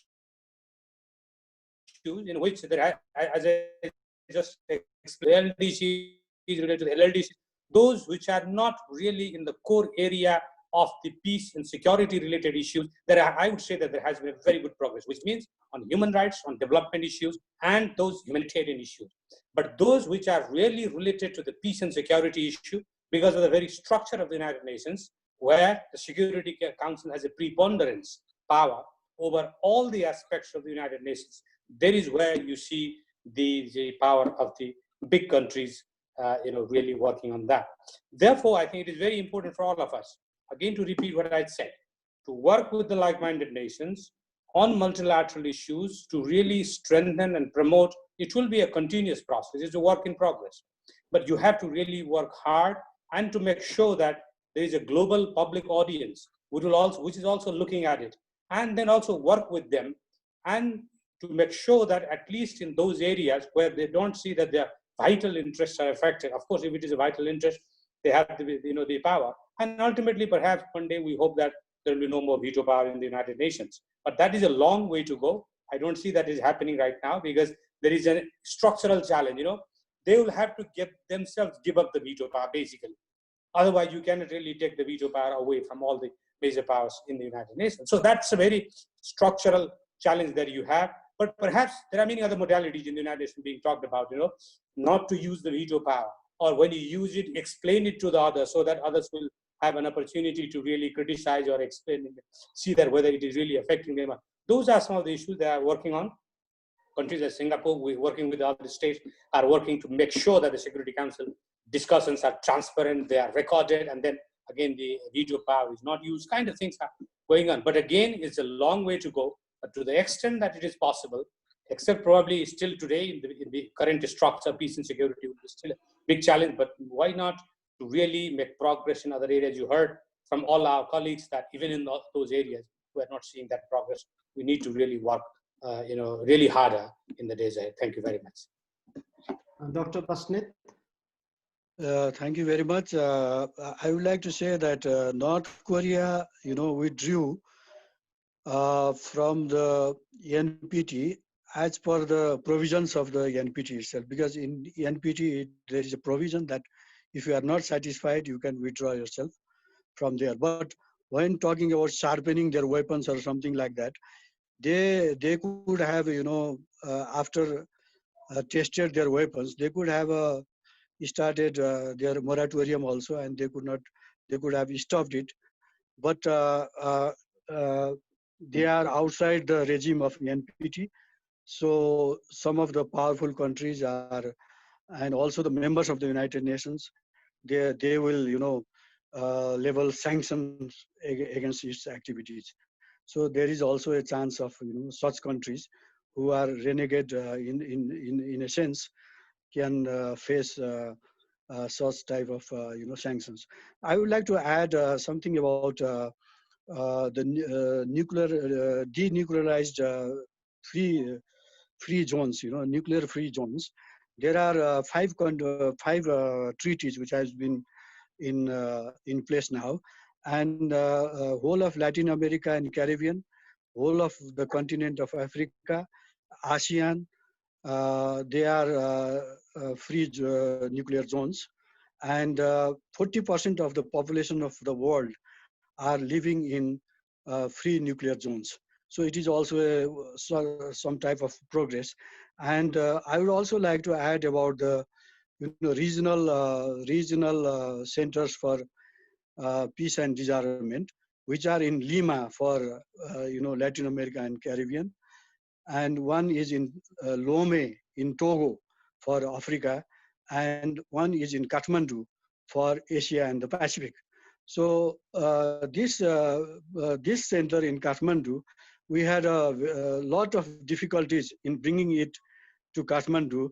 I think Ambassador Gyan Chandra Acharya, he knows about it. And it was functioning from New York. Actually, it was established through a resolution in 1987, and it was functioning from New York, in the name of Kathmandu. So, but our government had a lot of pains to bring it to Kathmandu, and our government has given them some lands also, and it was inaugurated in 2008, in August 2008. Inaugurated by Under Secretary General Vijay Nambiar, who was Under Secretary General for Political Affairs. Now, regarding the response given by Ambassador Paudyal, I would like to just add that CTBT was signed in Nepal, signed in 1996. It was opened for signature in 1996, and now it has been 24 years. I can understand about TPNW, which was only opened in 2017 for signature.